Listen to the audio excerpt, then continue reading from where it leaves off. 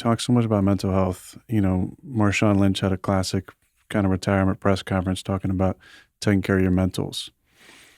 And we talk so much about mental health. And to me, one of the core tenets of your mental health is that self-love. And that's what ayahuasca did for me, was help me see how to unconditionally love myself. And it's only in that unconditional self-love that then I'm able to truly be able to unconditionally love others. Mm-hmm. And what better way to work on, for me, this is my own belief, but what better way to work on my mental health than to have an experience like that?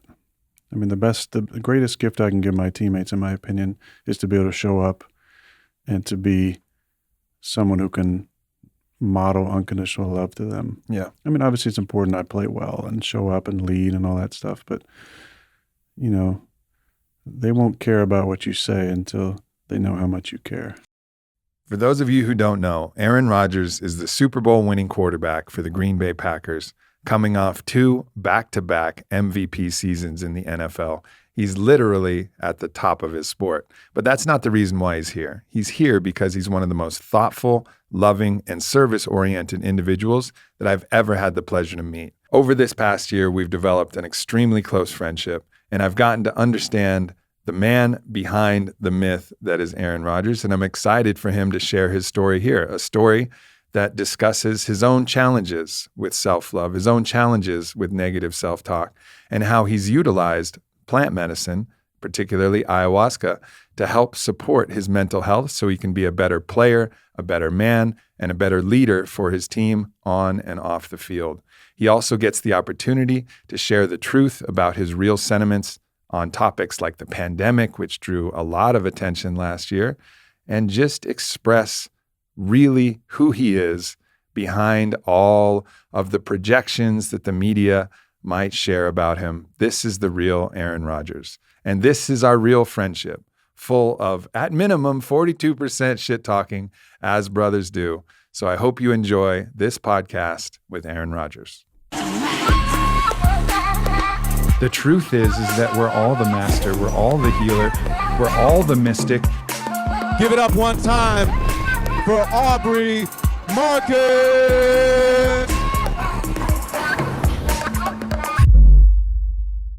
So we're here today because you have a very special announcement, a great achievement that you want to share with the world. And I just thought it was the moment that you could share this, that you beat me in one-on-one last night. Was not the first time. Set the record straight. Let the record show. It was, somewhat surprising, but nonetheless, here we are. And a lot of the chances. World needs to know. A lot of chances. A lot of chances. I'm just so glad it wasn't the other way around, because you are not the best winner.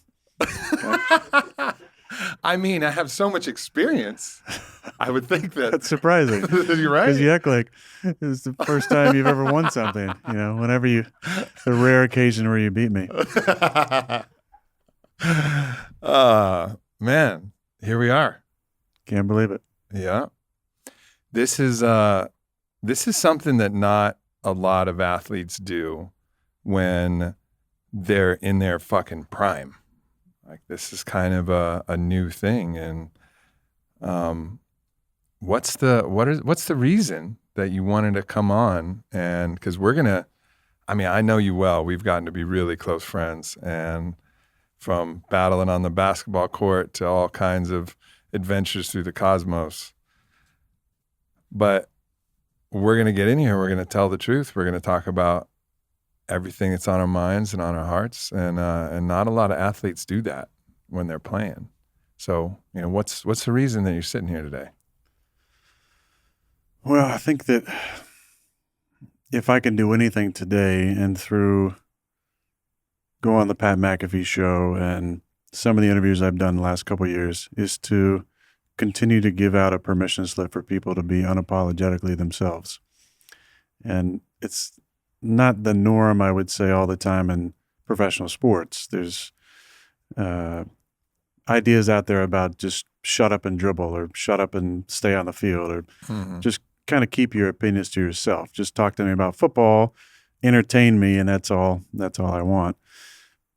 But there's also narratives out there for all of us that can run sometimes. And it's nice to be able to take back some of the narrative and let people kind of see beyond the veil into who I am, what I'm about. And as much as it's extremely liberating for me, I think it also is a permission slip for other people, hopefully, to feel comfortable embracing their truth and living their best life, whatever that looks like, and stepping into their own power. And I think that's what the journey has been for me the last, really my life and my career in the NFL. It's as the self-love has increased, the fears about the how it's recepted by people, how it's received, just continues to dwindle. And I just care more about being authentically myself to hopefully allow people to step into their own authenticity and live out their own name story. Yeah, yeah. It's an interesting thing because self-love is certainly a piece, and also a self-knowing, which is very similar to love, because if you really know yourself, you'll know yourself as love, right? You'll know the substrate of the universe is love, and you participating in the universe are love, and you'll know yourself as love, and you'll know yourself. So that really helps, because when people lob different insults or attacks that are absolutely patently false, you won't be shaken by them. And then, because oftentimes it's those things that maybe you're a little insecure about that someone picks on, those are the ones that really hurt, and those are the opportunity. That's where everybody's actually doing us a service. If they point out something that's in our shadow that we can take a look at, you got to applaud that. But as painful as it could be, it's like, all right, that's great. But then there's also another aspect of a sense of injustice that can come even when you know something is like absolutely false. And that, I think, is something even different than self-love, because self-knowledge and self-love will protect you from a lot of those things, the doubting of yourself when someone says something that isn't true. That is a lot of the pain. But the other thing is this sense of like, why are you doing this? Like, I don't understand. That can be also hard. It can also shape your kind of love for humanity itself to be attacked for no reason. 100%. I think that's you hit on that. It's the injustice of the false narrative that can get to you. And as humans, I don't think you can ever be 100% immune from criticism or critique kind of entering your heart and soul.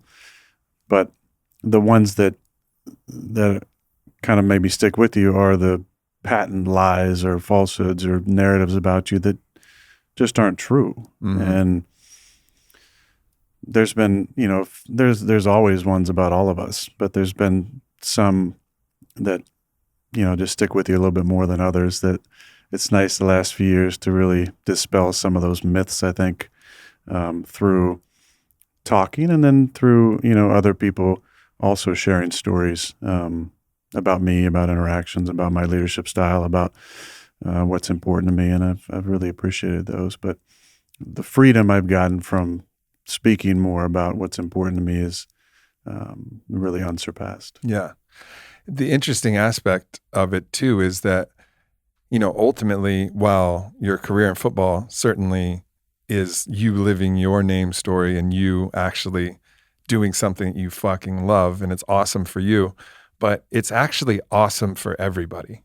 Like an athlete that plays and everybody gets to watch and care, whether you hate that person or you love that person, like, you're welcome. You're fucking welcome.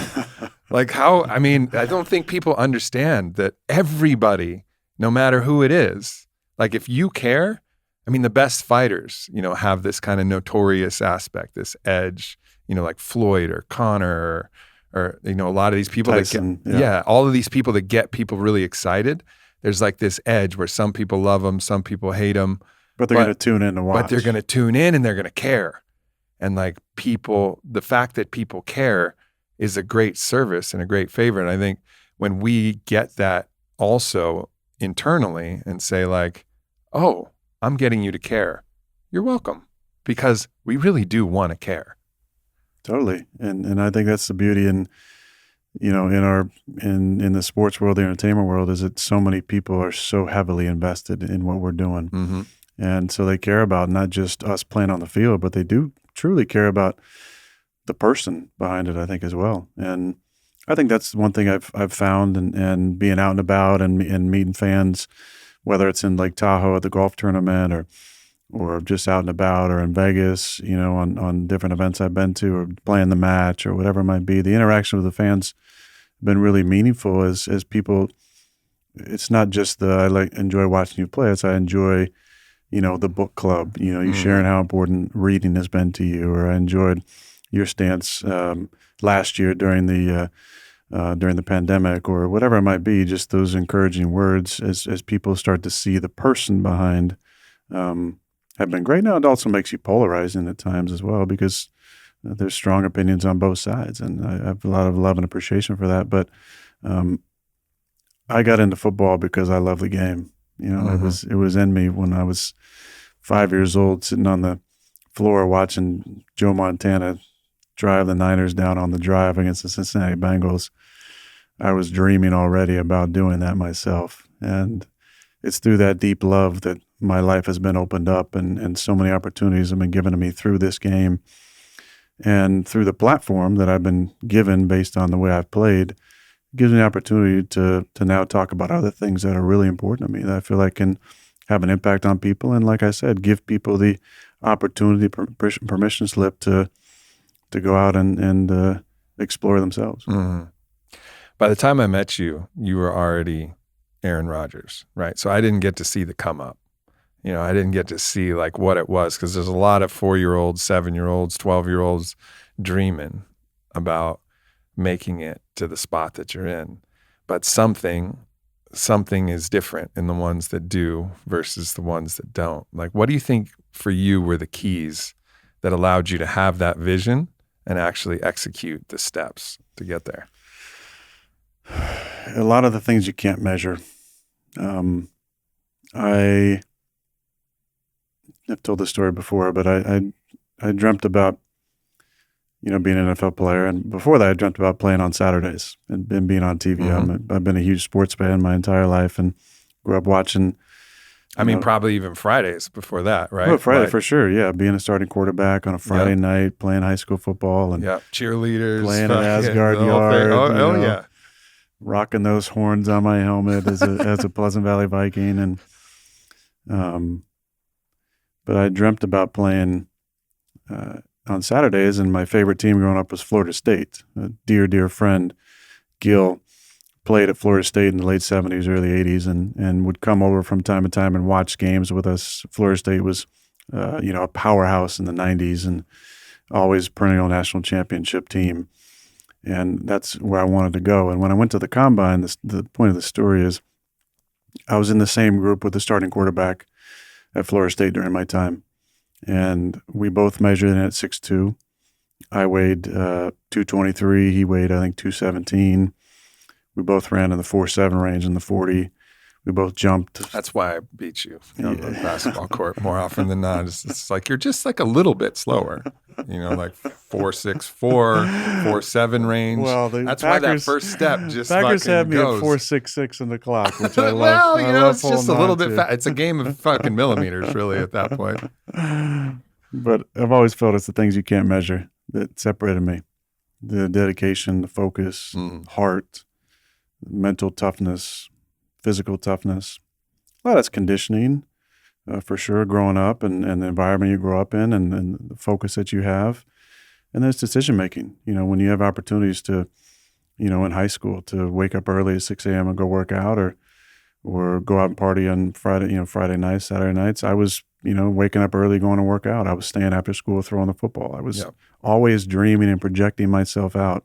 I would go in the library during breaks, and this is, in the late 90s, early 2000s, and they had, the dial-up internet, and, that when you're at home, you try to cover up with the pillows so your parents didn't know you're on the internet, trying to get on AOL Instant Messenger and try not to, tell them what your password was. You could, have conversations with the girls you're trying to talk to. But I would go on these lists and look at rivals.com, and they had like the top 100 quarterbacks in the country and the top 25 quarterbacks in California. And I was never on any of those lists. That was the best thing that could have happened to me because I never once had the opportunity to be complacent. Mm-hmm.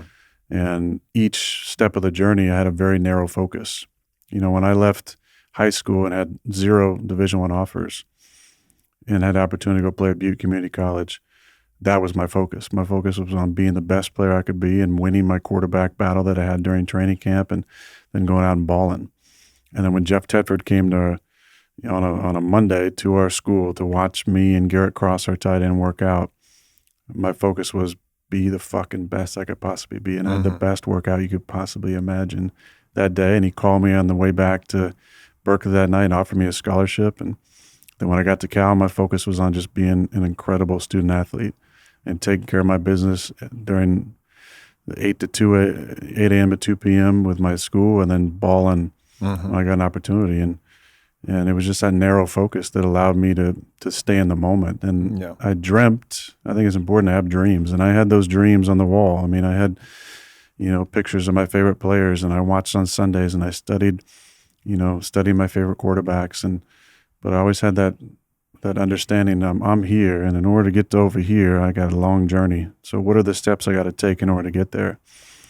I always thought one of the oddest questions that I've received, and I'm sure you receive, is like, would you ever have thought that you'd be where you are right now? And it's like, yeah, definitely. Fucking of course. Like, how the fuck do you think you're going to get here unless you actually think that you are able to get here? And knowing that it's a real life situation, you have to take all of the steps necessary to get there. Like, no one's surprised to be in a successful position. I mean, it's not the fucking lottery. Yeah, sure, lucky breaks can happen. Different fortuitous occasions can play a part in this, synchronicities, different things. But it's not like, wow, I never would have thought that I would be an NFL quarterback. Of course you would. Yeah, you have to. Of course, it's self-belief, and that's the root of confidence. I say now, when I take the field, I expect excellence. Why wouldn't you? Going out there to just play good or be efficient. No, I expect excellence when I step on the field. And that's the same thing in my life. I expect to excel in what I'm doing, because when you develop a level of mastery at one thing, that understanding allows you to take that over to other areas of your life. And it's not a mindset that you're never satiated, that you're never satisfied with where you're at or what you're doing, but it's a deep desire to exhibit that mastery in other areas of your life. Yep. And so why would I expect anything less than excellence when I know I'm capable of it? Right. That's one thing I've noticed about you through our friendship is, and I think it's something we share in common, and probably why this friendship has been so strong, is we have this very similar quality, is that whatever we do, we're going to go full out and be as excellent at it as we possibly can. Obviously the basketball games we played don't actually matter, but they matter to us. I'm like, I got fucking hit in the nose yesterday, wiping off blood. Like, let's go. Let's go for it. You know what I mean? And it's that attitude that I think carries through and allows you to be excellent in the visible areas of life. But for you, it's, this similar quality of looking at mastery in every area, whether it's different books you read or different fields of study. I mean, I have a lot of, female friends that are deeply into astrology. It's not ever been my thing, but they'll start talking in some kind of casual layman terms, and you'll just drop like the fucking third house of Capricorn and like lay some shit 10th, out. yes. And they're looking at, I don't even know if that's a thing. 10,000. And they'll be looking at you like, oh my God, he knows more about astrology than me. It's been cool to see like how multifaceted you are in your understanding of life. And of course, that's got to support you on the field as well. I mean, you're the best player in the league 2 years in a row as MVP. And people think that's just about fucking throwing balls. Like, you're out there and everywhere you go, you have a tire and you fucking tie it up to a tree and just throw balls through the center all day. No, it's like you're becoming a well-rounded human being and drawing in all of that into yourself, which is then allowing you to expand your mental faculties, your physical faculties, so that you could perform at a really high level. 100%. I think the root of my search for knowledge in all areas is why, is figuring out the why. And I think there's this football talk, a lot, the people get up there, motivational talk or coaches, figure out your why. Why are you doing this? Why do you want to be great? That's an important question to ask for sure in football, but also in life and the acquisition of knowledge. So in any endeavor, whether it's playing one-on-one against you or learning how to play chess or studying astrology, it's what is at the root of this? Why does it work? Why is it important? And what about it can be applicable to my life? And also, why are people who are successful at those things successful? What is it about them? What knowledge do they know that I don't know that I can acquire? And I think it's that thirst for knowledge that's led me on a path to try and master more than just my sport. But also the care with my sport is to understand why things are successful, then break them down, simplify them into action steps that I can take to improve. A couple of years ago in the 2020 camp, and I kind of held on to this the entire year because it was deeply meaningful, and also I just didn't want to get it out there yet. But I went back and watched old film of myself from 2010 and 11. And I was coming off 2018. I had a tibial plateau fracture and a torn MCL in the first game of the year against Chicago. And it stayed with me the entire season. It actually got better. Then in Detroit, I got tackled from the side weird and messed up the MCL. But in 19, I was still kind of getting back to my fundamentals that I had before that. But in 2020, I was watching this film and something clicked. And I just remembered a thought. It's like a swing thought in golf, like wanting to have one or two swing thoughts. I remembered like a fundamental thought that I used to carry with me that was ingrained in me by Tom Clements, my quarterback coach from when I was a young player, and actually he's back with us now, about the hitch at the back of the drop and the heaviness at the top of the drop that allows you to throw the ball in rhythm. And I watched that in the morning and went out to practice, and we were practicing at Lambeau Field. And I still remember the play. It was hard play action to the left, inside zone. And I was throwing a read route, which is like a 20-yard stop route to the left. And as I was getting under center, that film was on my mind. And I came up off the back of that and was heavy at the back and had this beautiful hitch and threw just a fucking laser. And I'm getting chills now thinking about it because it was so deeply meaningful. And to most people, it'd be like a throwaway story. But to me, it was the most meaningful thing that happened to me. And that stuck with me. And I realized it was like all these memories flashed, before my eyes of throws I'd made over the last 12 years as a starter. And it just clicked. In that moment, everything clicked that I had learned up until that point. And it just kind of came right back to the front of my mind. And I went on to have a fantastic camp, probably the best camp I've had in my career, and went on to have the best season possibly of my career in 2020 and won MVP. Now there's obviously a lot of other stuff that happened in 2020, but from a pure football standpoint, that moment was deeply impactful. It's almost like you can get to a point where you're good enough that you can get away with not doing the thing that got you there exactly in the first place. And I think you see that with fighters, you see that with other people. I think you listen to Conor McGregor early, and I don't know Conor, so I'm just listening to what he was saying, but always when his backing for his belief on how good he was, hard work, I work harder, hard work. And that gave him the belief and also the training to believe that he was unbeatable. And then I think somewhere that fundamental, then you start to just believe the end product of that rather than the belief that you're unbeatable because you're going to work harder than everybody. Then you get the end part, which is I'm just unbeatable. And he's missing potentially that same work ethic. Now, I don't know for sure, but this is just all presumption. But you can see that in many aspects where you can just kind of phone it in and forget the every little tiny step that's required. And like the simple thing, that simple idea that you have when you step back and like to be heavy right before the moment that you throw. And it's like, because you can probably throw light on your toes and fucking still throw most balls, but it's a difference, you know? It totally is. And I think that's the part I'm most grateful for in my story is it didn't happen until I was, in my 13th year as a starter, this almost complacency that I can do anything on the field. And I still feel like I can.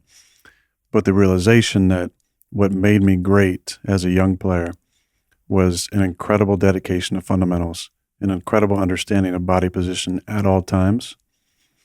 And it didn't just change the way I played, it changed the way I worked, because I realized in order to do this the way I used to do that, I have to be so incredibly balanced and stable in my lower half.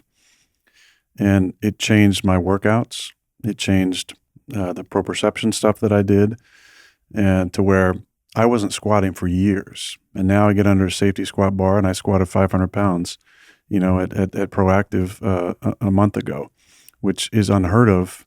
I mean, for me, I hadn't Feel got free, under... open invitation for anybody listening to put 505 on the bar and just DM him. That's all I'm saying. Please do. That's what I would do. If I could squat 505, I would for sure. I would squat 501. Yeah. I would squat 500.5. Just put the clamps on there. There's an extra pound there. And be like, hey, yo. Yeah, you would. Then I'd put 502 on there. Fire right back. There it begins. Fire right back. And all of a sudden, our whole lives derail into becoming power lifters. Oh, you want to beat the man, you got to out-eat the man. I show up, I'm 270. Vi's like, what happened to you? He's like, don't worry, babe. I'm getting 600. Please don't. I don't want to go much past that where I'm at right now. Yeah. One of the things, we had the chance to take a really like wildly mind-expanding trip to ancient Greece and see all of these ancient sacred sites and see this really holistic view of health in Epidaurus. I think that was something that was really cool to see and actually parlays into some of the conversations that we're going to have, in that when somebody was sick in ancient Greece, and first of all, the reason I was going to tell that story, and then I'll go into the story of Epidaurus, the reason I was going to tell that is the only condition for you saying yes to going to Greece was like, we got to work out every day. I was like, fucking, I got you, man. So like on the top of that boat, when the boat was rocking back and forth, and you don't have the best sea legs. Let's just say you don't have the best sea legs. Don't at all. But nonetheless, the boat's swinging and banging back and forth, and we're fucking lifting kettlebells and doing, like skater squats and getting after it. Yeah. And so that's like a part of it. It's like the ability to still enjoy life, but still like stay focused on that. And that work ethic has been something that I've seen through you and obviously everybody who's great. Like that's like fucking important, it's to be able to hold the balance of both. But to go to Epidaurus, which is another area that I want to talk about, is they had a vastly different view of how to treat the body. And I think this is a universal lesson that applies and something that we've forgotten, like deeply forgotten. And the first place that they started treating was the spirit.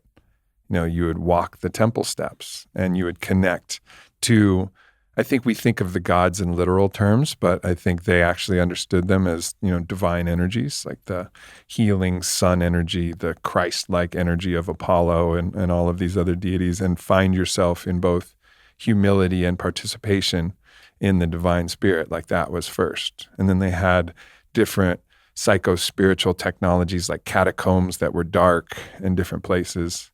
And then they moved from the spirit to the mind. And this is somebody with a physical sickness, right? So they moved from the spirit to the mind. And they had this crazy trick, actually, where they were working this placebo effect, where they would get people to go into this area where they had live, unpoisonous snakes. So snakes with no actual venom. So think like a rat snake or a gardener snake. But it was kind of darkly lit and it was all ritualized. And the idea that snake venom could cure certain conditions was a very strong, concept back there. Like if you get the right snake venom, so people would know what was up. And then they would get bit by one of these snakes.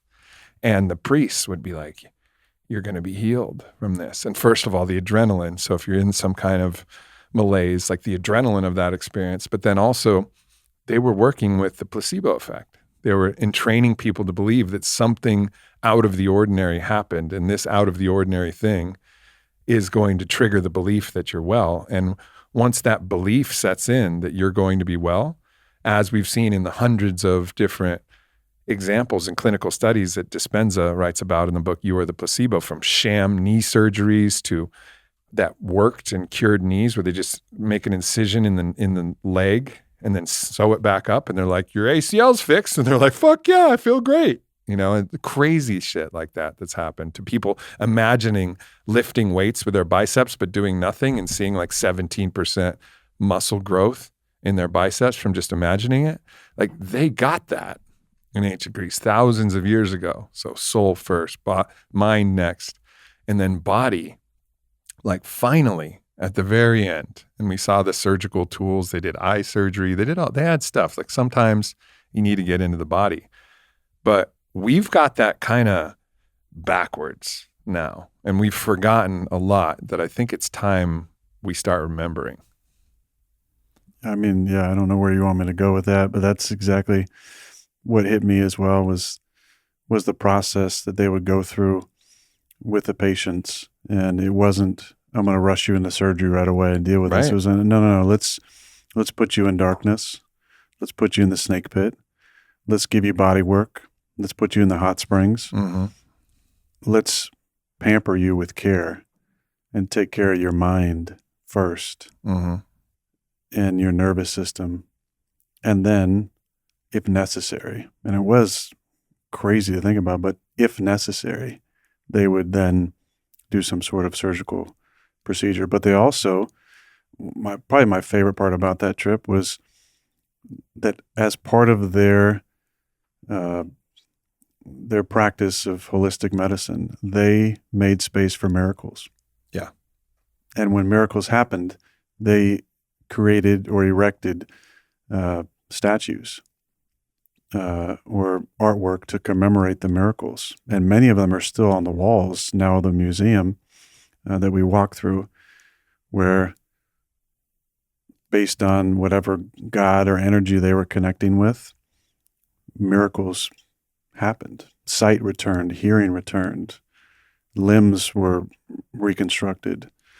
And I love that, because in modern medicine, there's not a lot of space for the miraculous to happen. And a lot of it, I think, at the core is that true belief, that placebo effect that it can happen. Gave you a pre-podcast stack this morning, my usual stack. How do you feel? Feeling amazing. Amazing. We fucking had a good time on that. Yeah, we did. Yeah. We did. I was so clear of mind, though. Is that the alpha brain? That's the alpha brain. Yeah, that's why like me and Joe from the inception of alpha brain, it's like, it's the accessibility to language. Like whatever you want to say actually comes through your brain and out your mouth. It's nice. Good feeling. It's like happen like that all the time. Yeah. Oh, I can sound smart. Oh, nice. Yeah, it's like where your brain has an idea that wants to like force it through your mouth, but the words won't work. Yeah. But yeah, it's like it's so stack was where is it? Alpha Brain Black Label. This is what I do. Shroom Tech. Just gonna help this little workout, and when it's me and him working out, sometimes these will help, but generally, we be an owl. Don't start that. And some krill oil, also good for general inflammation, keep the brain operating right, and some active weed. It's good stuff. It's a good show. Great stuff. I'm embarrassed you now. Let's go. Finish it off with some protein bites at the end. That might be probably your favorite. S'mores, cookies and cream. That new. Y'all don't even know about the s'mores and cookies. We're just gonna hit. But just wait. Every bit of language that we have in modern medicine is actually trying to undermine the presence of miracles. It's crazy. I was talking to Dr. Zach Bush about this when we were recently in Vegas, and he's like, spontaneous remission?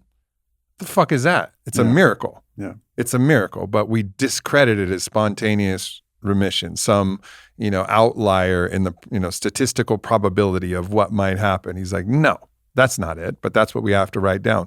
The placebo effect. meaning like it's somehow not real, even though it did exactly, and you can measure it to do exactly what you would have wanted the drugs or the surgery to do, which is a positive patient outcome. But even the language itself dismisses like the actual healing that's possible. And of course, there's a big medical industrial complex that's supporting this. And I think this was one of the big issues. One of the reasons I wanted to talk about this is one of the biggest issues that I saw during the pandemic is, of course, there's a whole debate about the vaccines themselves, but there's a whole swath of what I believe to be undebatable, horrific medicine, which is the way that the psychology of people was handled, which was the opposite. It was actually creating the nocebo effect. There was actually a doctor who they gave airtime that said walking outside without a mask is like walking in front of a firing line. Like that's the message that was going out. And like that is malpractice, actually, when you're looking at it from a holistic sense, right? Like it's crazy the amount of fear and the amount of like every upside down way that they were treating holistic health, telling people to stay away from beaches and things when vitamin D was clearly one of the highest correlations with positive health outcomes. And that's something that Brett Weinstein just keeps hammering, like the suppression of vitamin D. And an issue with our country, 90% of our population has a vitamin D deficiency. Right.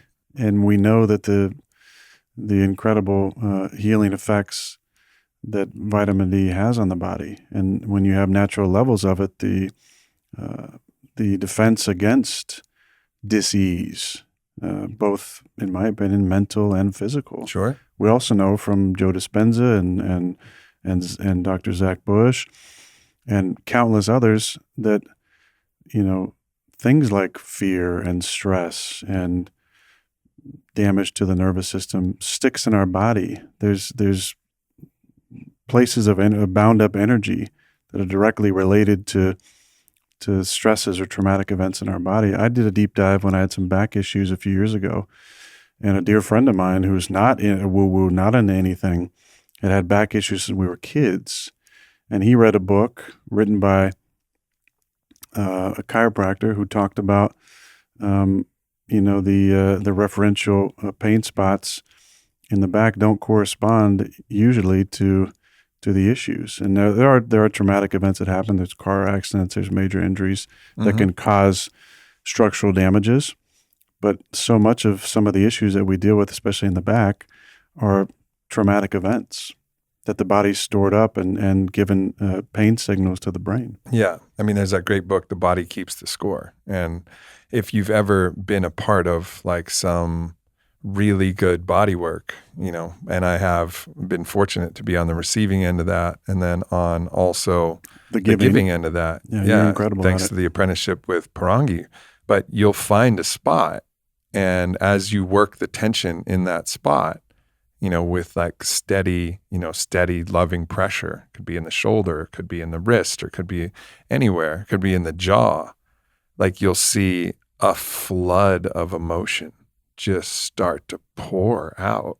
And, you know, Aaron, you pointed to your jaw because that was a key moment where the intelligence of my body connected to your body said that there was something held in the jaw related to, you know, judgment and things with, you know, family. But it wasn't even about the story about it, but it was about where it was held and like the emotional catharsis of like releasing that spot in the body. I mean, we both just burst into tears at that point. It's like we could feel like there was something deep there. And it was released too. Yeah. Which is crazy. I mean, that's the truth behind this is that, you know, when I was on the receiving end of that, you know, I felt an incredible energetic release tied to a deep emotional wound that manifested in tears and emotions. But the energy released from that is as real as the emotion that I felt after it was released, which was the true magic. It's angering and saddening to just think about everybody just swallowing the narrative, which is actually completely supported by this medical industrial complex. I mean, I think we've all seen the compilations of all of these news segments brought to you by Pfizer. You know what I mean? Like, this is not like not in plain sight. It's in plain sight. And again, it's like, I think people get myopically focused on the vaccine, which, you know, has its nuances and there's different data points and different things, or myopically focused on the mask. But there's such a broader health issue with how we're treating the minds and how we're treating the trauma bodies and how we're dealing with the people who are really suffering. You know, I had a fucking tragic, you know, thing that came up from, you know, one of a sister of Vailana and I who, you know, had some deep trauma, family trauma. And her family, who was participatory in perpetrating this trauma, you know, as she became aware of the trauma and as she's healing it and as she's having difficulty eating and she's having some conditions in her stomach where she's been obviously holding a lot of this pain, they committed her to a mental institution as like something's wrong. And then where they're going to put her on a bunch of different antidepressants and put her on a bunch of different drugs. And it was like, and I talked to her right before she went, and I was like, this is your chance to like stand up and move. But the fear had gotten in so deep, and the family dynamics and the pressure.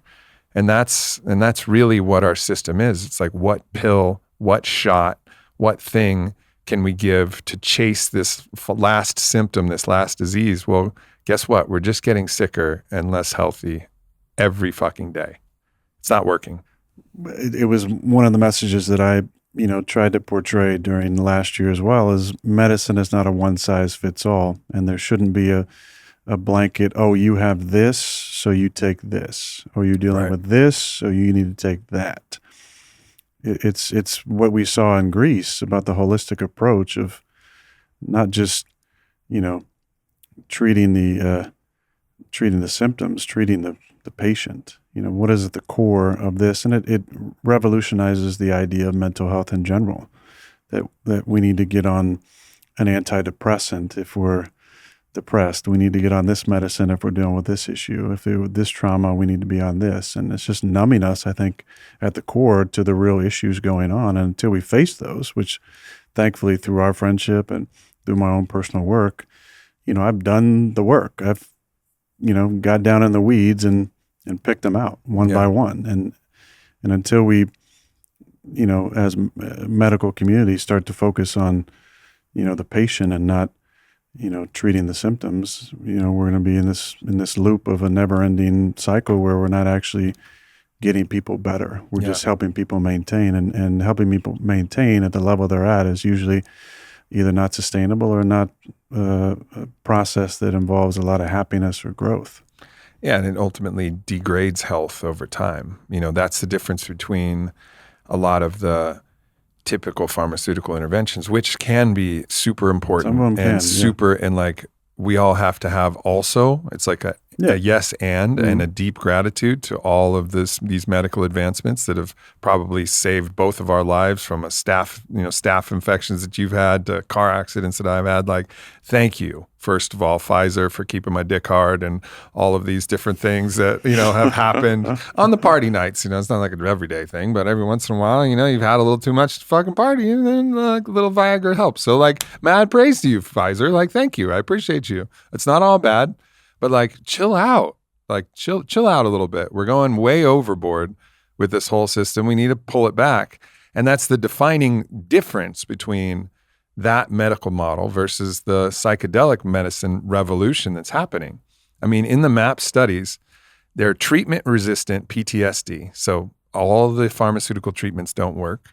And what they've been showing over and over in all their clinical trials is that with 3 sessions of psychedelic-assisted psychotherapy, MDMA-assisted psychotherapy, they're not only curing the PTSD and the associated symptoms, because there's a score. And if you get below a certain score, then you're considered normal. All of us carry a certain amount of trauma. So, but over time, even after those 3 interventions, those 3 treatments, over time, the person just gets better and better and better without ever having to take anything ever again, right? Like, that's what we want. We don't want something that you're on for life and generally on a downslope. Well, how do we monetize that, though? MAPS is a nonprofit, and that's the way they've survived, and they've made it from donations. No, I mean the other side of that. That's the question. Exactly. And that's why a new model had to develop for this to even be pushed forward. I mean, MAPS gets a lot of credit for being the pioneer in this, and they did it from donations. And, you know, one of the reasons that I got into, actually the reason I got into psychedelic medicine, my dad was hooked up into MAPS. He actually was, even before MAPS, he was tied into Stan Groff and some of the early kind of pioneers. And then when MAPS developed, he got to be good friends with Rick Doblin and was donating in the early 80s for like initial studies. So I grew up like understanding this paradigm and saw it really deeply benefit my father. And then that was what led me to the vision quest that I had when I was 18, which took me on my whole journey, was because of that kind of baptism that he had in this other world. But now the world is starting to see it for real, like people reporting top life experiences on clinically studied psilocybin intervention at Johns Hopkins and reducing end-of-life anxiety, depression, addiction. We're seeing so many different things that are cures, which is an absolute revolution of the medical model. And it's just the beginning. It is. We're just scratching the surface, because when you actually can correct those stories that are astray in the forgetting that's in the body and in the mind and in the soul, when you can correct those things, we're miraculous healers. Like, we can really heal ourselves. Yeah, the body is intricately put together and incredible at crisis management, pain management, and healing itself. And it's always doing the right thing, even if it's like maybe it's not doing what we want it to do. But there's an intelligence behind everything that the body is doing. Yeah, we just have to find ways to prop that up and encourage it, and not dull it and turn it off. We got to turn on those receptors and turn on and make room for the body to be able to heal. And I think it's through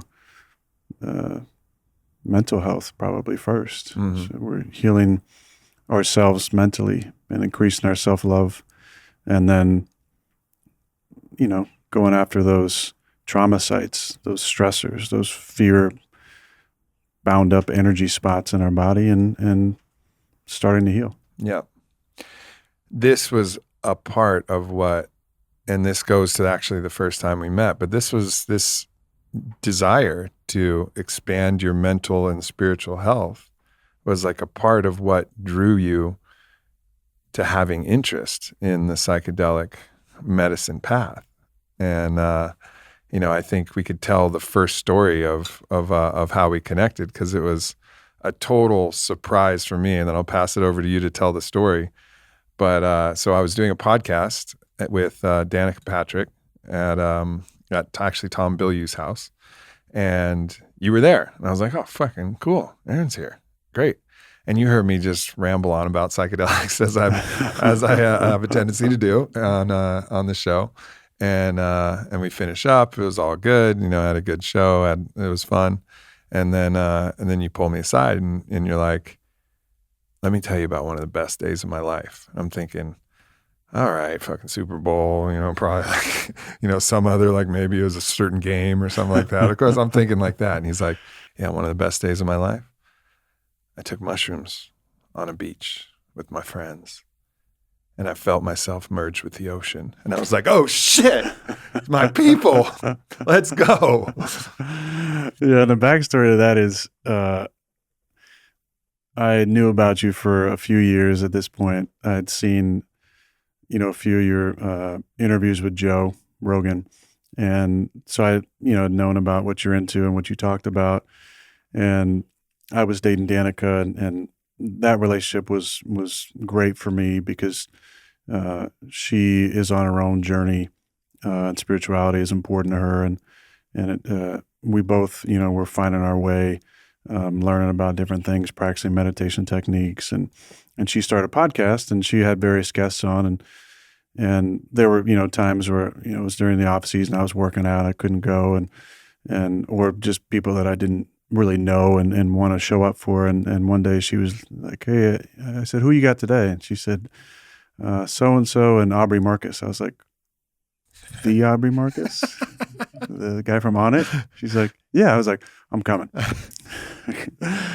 because I had this psilocybin experience and was just fascinated every time I heard you talk. I was like, "Oh, this guy, is interesting," and I just felt like we're gonna be friends at some point. So when I got there, I had this crisis of conscience where I was like, how do I seem like I'm not crazy over the top excited to meet you, but also let you know that, the stuff you've said has been meaningful to me, and I'm starting my own journey. And so I got to share that with you, and then you were friends with AJ Hawk, who was dear friend of mine. And so I think you came to some games, and I knew about you. We just never met. And that was like a really fun meeting. And I got your number and tried not to blow you up too much, because I was like, let me just not scare him away from actually being friends with me right now. But I feel like at some point, our worlds are going to collide. Yeah. I mean, I remember an embarrassing part of that story is obviously I knew who you were, but and watched you play for many years, and I was like excited as well.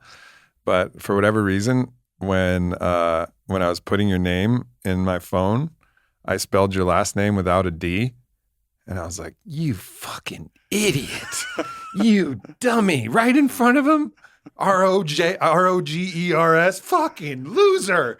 He's never gonna call you now. Doesn't even know how to spell your name. That stuck with me for a number of years, but I'm just starting to give that up, I think. Oh, yeah. Whew. I had to go deep into that Glad we pain got body. that I'm glad out. it's Yeah. glad it's That's released out now. there. All right. Glad it's released. Okay. Move on.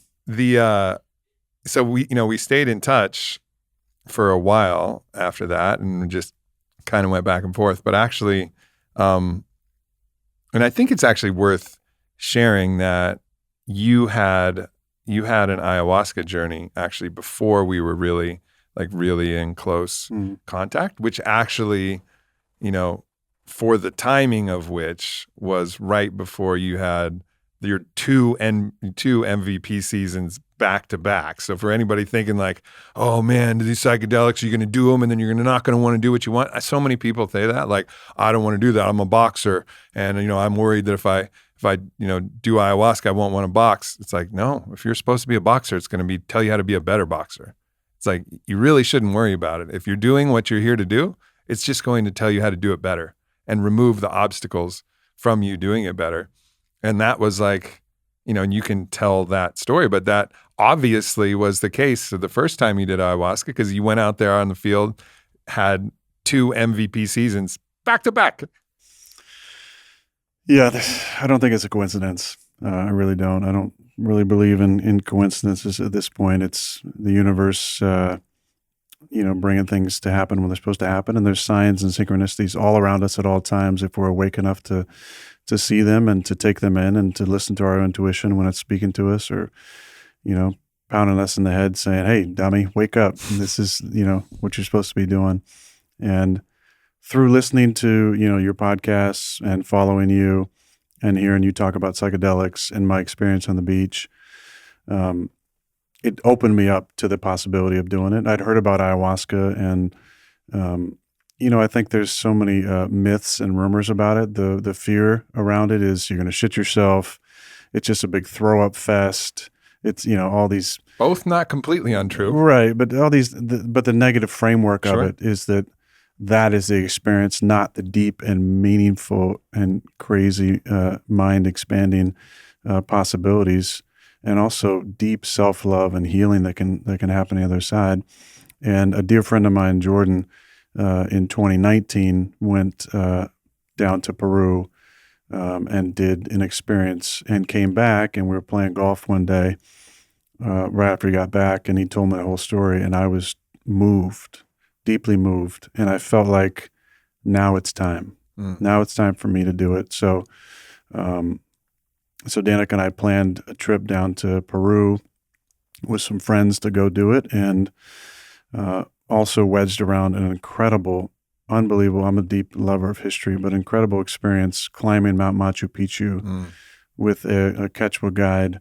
Did you go early in the morning? 'Cause Yeah, that's when it's we went at 7, and got to it was catch like, that first train and get out there. For anybody wanting to go to Machu Picchu, like catch the first train, get out there fucking early when there's nobody there, because you'll feel the energy wake up. It was unbelievable, and just the magic there. We were up at like 5, and I think we got on the bus at like 5:30, 5:45 or so, and by the time I got up there and got out, it was closer to 7, and we took 7 hours, super slow and intentional climbing. There's 2 mountains there, Huayna Picchu and Machu Picchu. They're both at the top, look down on the ruins, and a lot of people just hit the early bus and go right to the ruins, and it's probably amazing. But we took our time winding up this long path to the top of the mountain with these 2 incredible shamans, and our Quechua guide, and had a magical experience, just enjoying the nature and the magic and the majesty of the mountain and nature. And then got to the top and stayed up there for a good hour or so, like just looking out at the incredible mountains around it, looking down at the ruins, imagining what life was like, 600, 500 years before, when the Incans were still, alive and well and thriving in that environment. And they very well may have just kind of usurped whoever actually built it. Yeah. That's the interesting thing Totally. about the Incans. Like, they get a lot of credit in the history books. Mad love to the Incans. Awesome culture and civilization, but they might not have built shit. Totally. But just imagining, life like that, and it was very easy to do in that environment with those people we went with, and then making our way down, back down to the ruins and walking through them, and it was a lightning storm that was going on, and our hair was standing up, and there's static all in the air, and it was just a magical experience, and went from that into an ayahuasca ceremony with the Shipibo people, and hearing the Icaros, and the room filled with mapacho, and it was a magical first night of just surrendering to any of the lessons that needed to come through the grandmother spirit of the vine, and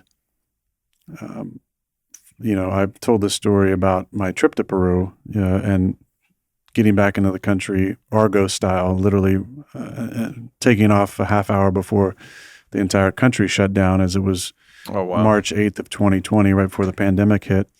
But it was a very deep and meaningful couple nights ceremony, and I came back and knew that I was never going to be the same. And like you said, it doesn't. You don't do that, and then for me, I didn't do that and think, oh, I'm never playing football again. No, it gave me a deep and meaningful appreciation for life. And my intention the first night going in was, I want to feel what pure love feels like. That was my intention. And I did. I really did.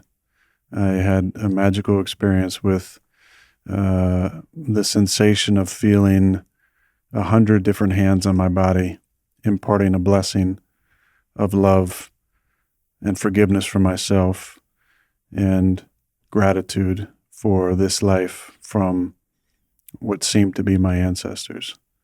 And I came back and the pandemic hit. So I went from this incredible bliss in Peru to a pandemic back in the States. And the first part, if you remember, pandemic was actually incredible. Living where I live in Malibu, the skies opened up and were beautiful. Yeah, it seemed like the ocean was bluer. There's a lot of positivity that came from that. We're going to take a pause for 2 weeks.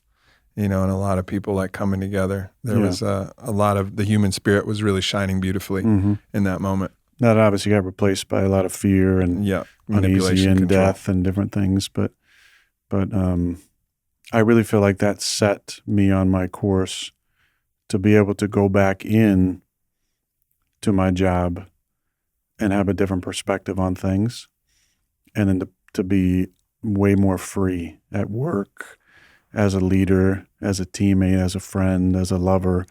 And I really feel like that experience paved the way for me to have the best season of my career. Mm.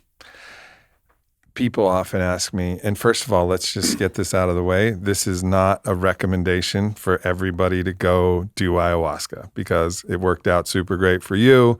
It worked out really good for me. I mean, when I did my first ayahuasca, it showed me exactly how to navigate on it, to clear up all of the different kinks in the hoses of energy, to, how to just trust the truth and like speak it from the heart, and to reimagine the whole system from how we didn't ask anybody to send their products back if they wanted a return. We would just trust them. It's like the Taoist wisdom, trust them and they become trustworthy. All of these different principles that really allowed on it to be on it as it was. It showed me that really clearly. But first, before that, so there's lots of positive things, but it's also not for everybody. I've also seen people, who were challenged in certain ways. It can be a trial by fire, and sometimes the fire will burn more than you're ready for. So this is not a recommendation to do psychedelics. It's a very personal choice, and you have to deeply listen.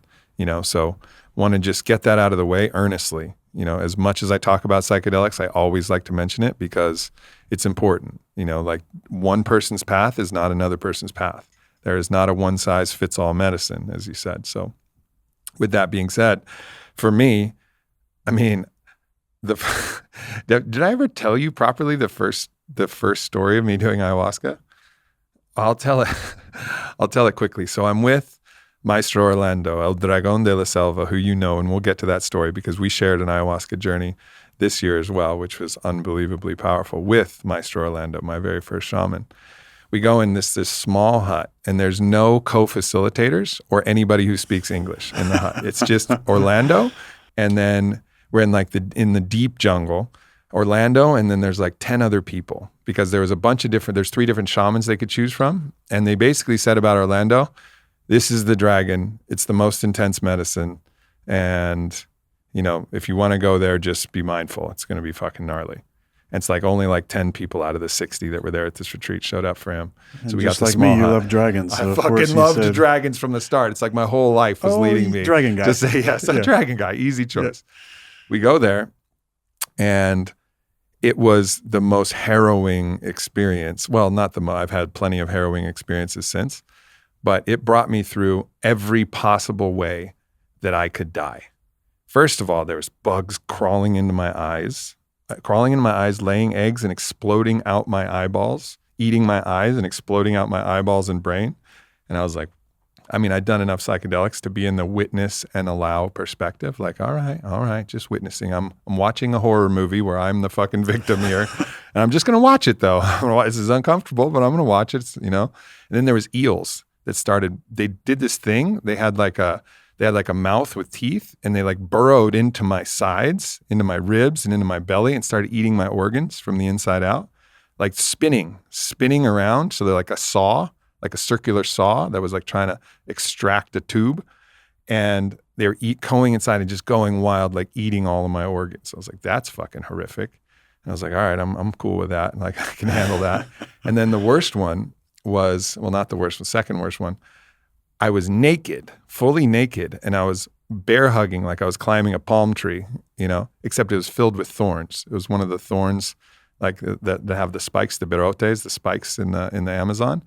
And I was sliding down it like a fireman pole, naked, and the spikes were just ripping up my genitals, like ripping me from like asshole to belly button, just spikes like coming through. And I'm like, that's fucking rude. And that wasn't the worst. That wasn't the worst. And then it was like, and because my uncle had lymphoma, so cancer was like present, and it was like, okay, you've passed those tests, but sorry to tell you, you got cancer, and you're gonna die. And I was like, no, that's what got me. I was like, no way. I started feeling my glands, and I was like, fucking no way. Like, I can't. I resisted it. And right in that point of resistance, the woman next to me, she pukes, not in her bucket, but on my feet, right on my feet. So it was on my socks and on the mat and everything. I was like, you got to be fucking kidding me here. So I'm like doing that, dealing with this revelation that ayahuasca told me I had cancer. I was like, this is brutal. And meanwhile, Orlando's just in the middle of the room sending this spiral of white snakes up to the heavens, like this just big column of light and energy just swirling. And I was like, whoa. And then the woman next to me gets stuck in a loop. And in the loop she was in, she keeps going, I can't tell if I actually shit my pants or I imagine I shit my pants. 30 minutes straight. I can't tell if I actually shit my pants or imagine I shit my pants. And Orlando didn't speak hardly any English. He's got a little bit of English now. Not much. Yeah. He didn't understand anything. So everybody's calling for help, trying to explain to him what's going on. And he was like, I don't fucking know. So he just kept singing Icaros. So I'm just dealing with this. And then finally, I was like, fuck it. If I got cancer and that's my path and that's what I have to deal with, so be it. And if I die, so be it. Like even then I knew that I'd lived a life where I'd lived. Like I'd loved, I'd lived, I'd fought, I'd cried. You know, I'd lived as a poet lived. And that was always my moniker, the warrior poet. I'd lived with the poet's heart, which opens the heart and all the feeling centers to feel. So I was like, okay. And then it was just like, you know, the scene where Awa wraps up, you know, Jake in all of those spindles of light and just pulls him down into the ground. And I just felt held by Gaia and just like held and nestled. And then ayahuasca was like, you don't have cancer, silly. You're so healthy and we love you and you're always held. I was like, oh, thank you. But that was the first of those 3 journeys. And I had crazy visions of alien ships beaming light under my tongue and another flotilla of snakes like pulling energy out. And then I popped into this other dimensional reality where I felt like I could manipulate, you know, my own health and manipulate future timelines. And I went to go heal. Actually, Makad had just gotten in a car accident. So I went to his body and started doing work and healing him, at least in my own mind. And according to his story, he felt that experience. And of course, this all sounds wild and magical, but this was the experience that happened from that. But then ultimately, at the end of that, it just gave me very specific instructions about how to build on it for the next 10 years. And of course, it worked out just as it told me. The blueprint that I'd seen there gave me the guidance. So people ask me like, who would Aubrey be without these psychedelic medicines? I'm like, I don't fucking know. I don't know. I mean, they helped me in every aspect, from my physical health to my mental health to my spiritual health to my visioning of my life in every way. So for me, it's been, you know, one of the greatest blessings of my life. Yeah, I think there's a lot of wisdom in there. And again, it's not for everybody. It's I really feel like, you know, I wasn't called to it for years and years after I did a psychedelic experience. But after I talked to Jordan, I was like, okay, now it's time. And after my first experience and the disjointed having to get out of Peru quickly and all that, it left me with the taste in my mouth that I definitely wanted to do it again and to sit, more times than that, and that there was more lessons to be learned and growth and expansion to enjoy, and that's what, you know, kind of led us up to this year. So there was a key moment, you know, we would keep in touch kind of loosely, but I saw, and this is one of those things where I like give a deep bow to the universe and the unseen forces and forces that guide things to the way that they're supposed to be, because like, I'm really grateful for our friendship, man. Like really, like it's a big deal, you know, like Vi and I moved for people to know like how deep it is. We were going to get our proper spiritual wedding in October. And because you weren't going to be there, like we moved it, and it's a very like meaningful friendship, like a deeply meaningful friendship, and I'm so grateful because in this I watched a lot of football, and I liked watching you play, obviously, you know, and we kind of knew each other. I watched this amazing game. You can probably tell more about the game, but I don't recall ever watching a post-fight interview. I just turn it off at that point. I like the game. It's usually uninteresting afterwards to hear everybody talk because everybody says the same shit. but you came across and there was a look in your eyes that was coming from your heart. Like I could see your heart, and like, you know exactly what you said and maybe the nature of the game, but I witnessed that and I saw something. So tell us about that game and like what you were feeling in that moment that I saw, because I saw a warrior poet. I saw someone with that same heart. Well, first of all, I love you, and I appreciate your too. friendship so much. It's hard to put into words what you mean to me, but every time I try and explain it to you, I get so teared up I can't get any words out. Yeah, But, obviously, me too. well, you have the ability, like my dear friend Randall Cobb, to be able to talk through tears. I don't have that skill. Randall is a dear friend, and he has this unbelievable ability to have the biggest tears you could possibly imagine rolling down his cheeks and not break voice or anything, and I'm just like, man, that's incredible. So deep feeling and so like able to communicate. I want that. Every time I try and tell you how I feel, I'd start crying. But that game, was an impetus for our friendship to go from, every now and then keeping in touch to like brothers, which is, I'm so thankful for that. I'm so thankful Mason made that kick.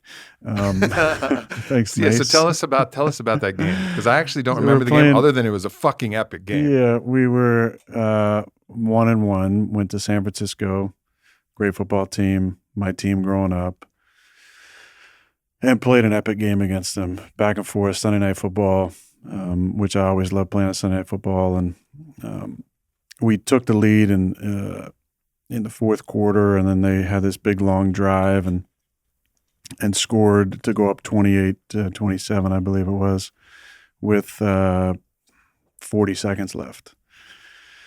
And I love those situations too, the opportunity to have the ball late in the game and make something happen. And I had a lot of confidence. It was doing my box breathing on the sidelines and getting in my right. What do you do for your box breathing? Was it fours? I just do fours, yeah. So that's an inhale of 4, hold at the top at 4, exhale for 4. You hold at the bottom for 4 Hold the bottom too? for 4. Yeah.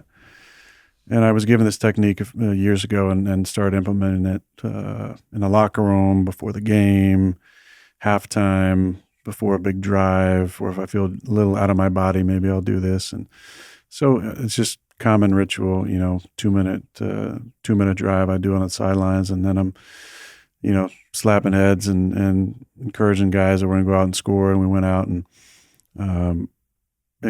hit Devontae like on just over the fingertips of Fred Warner for a big gain to get us going, and then hit Devontae to get us in the field goal range and spiked it and had this just awesome feeling, fist pump, run the sidelines, just this knowing like my boy Mace is going to make this kick.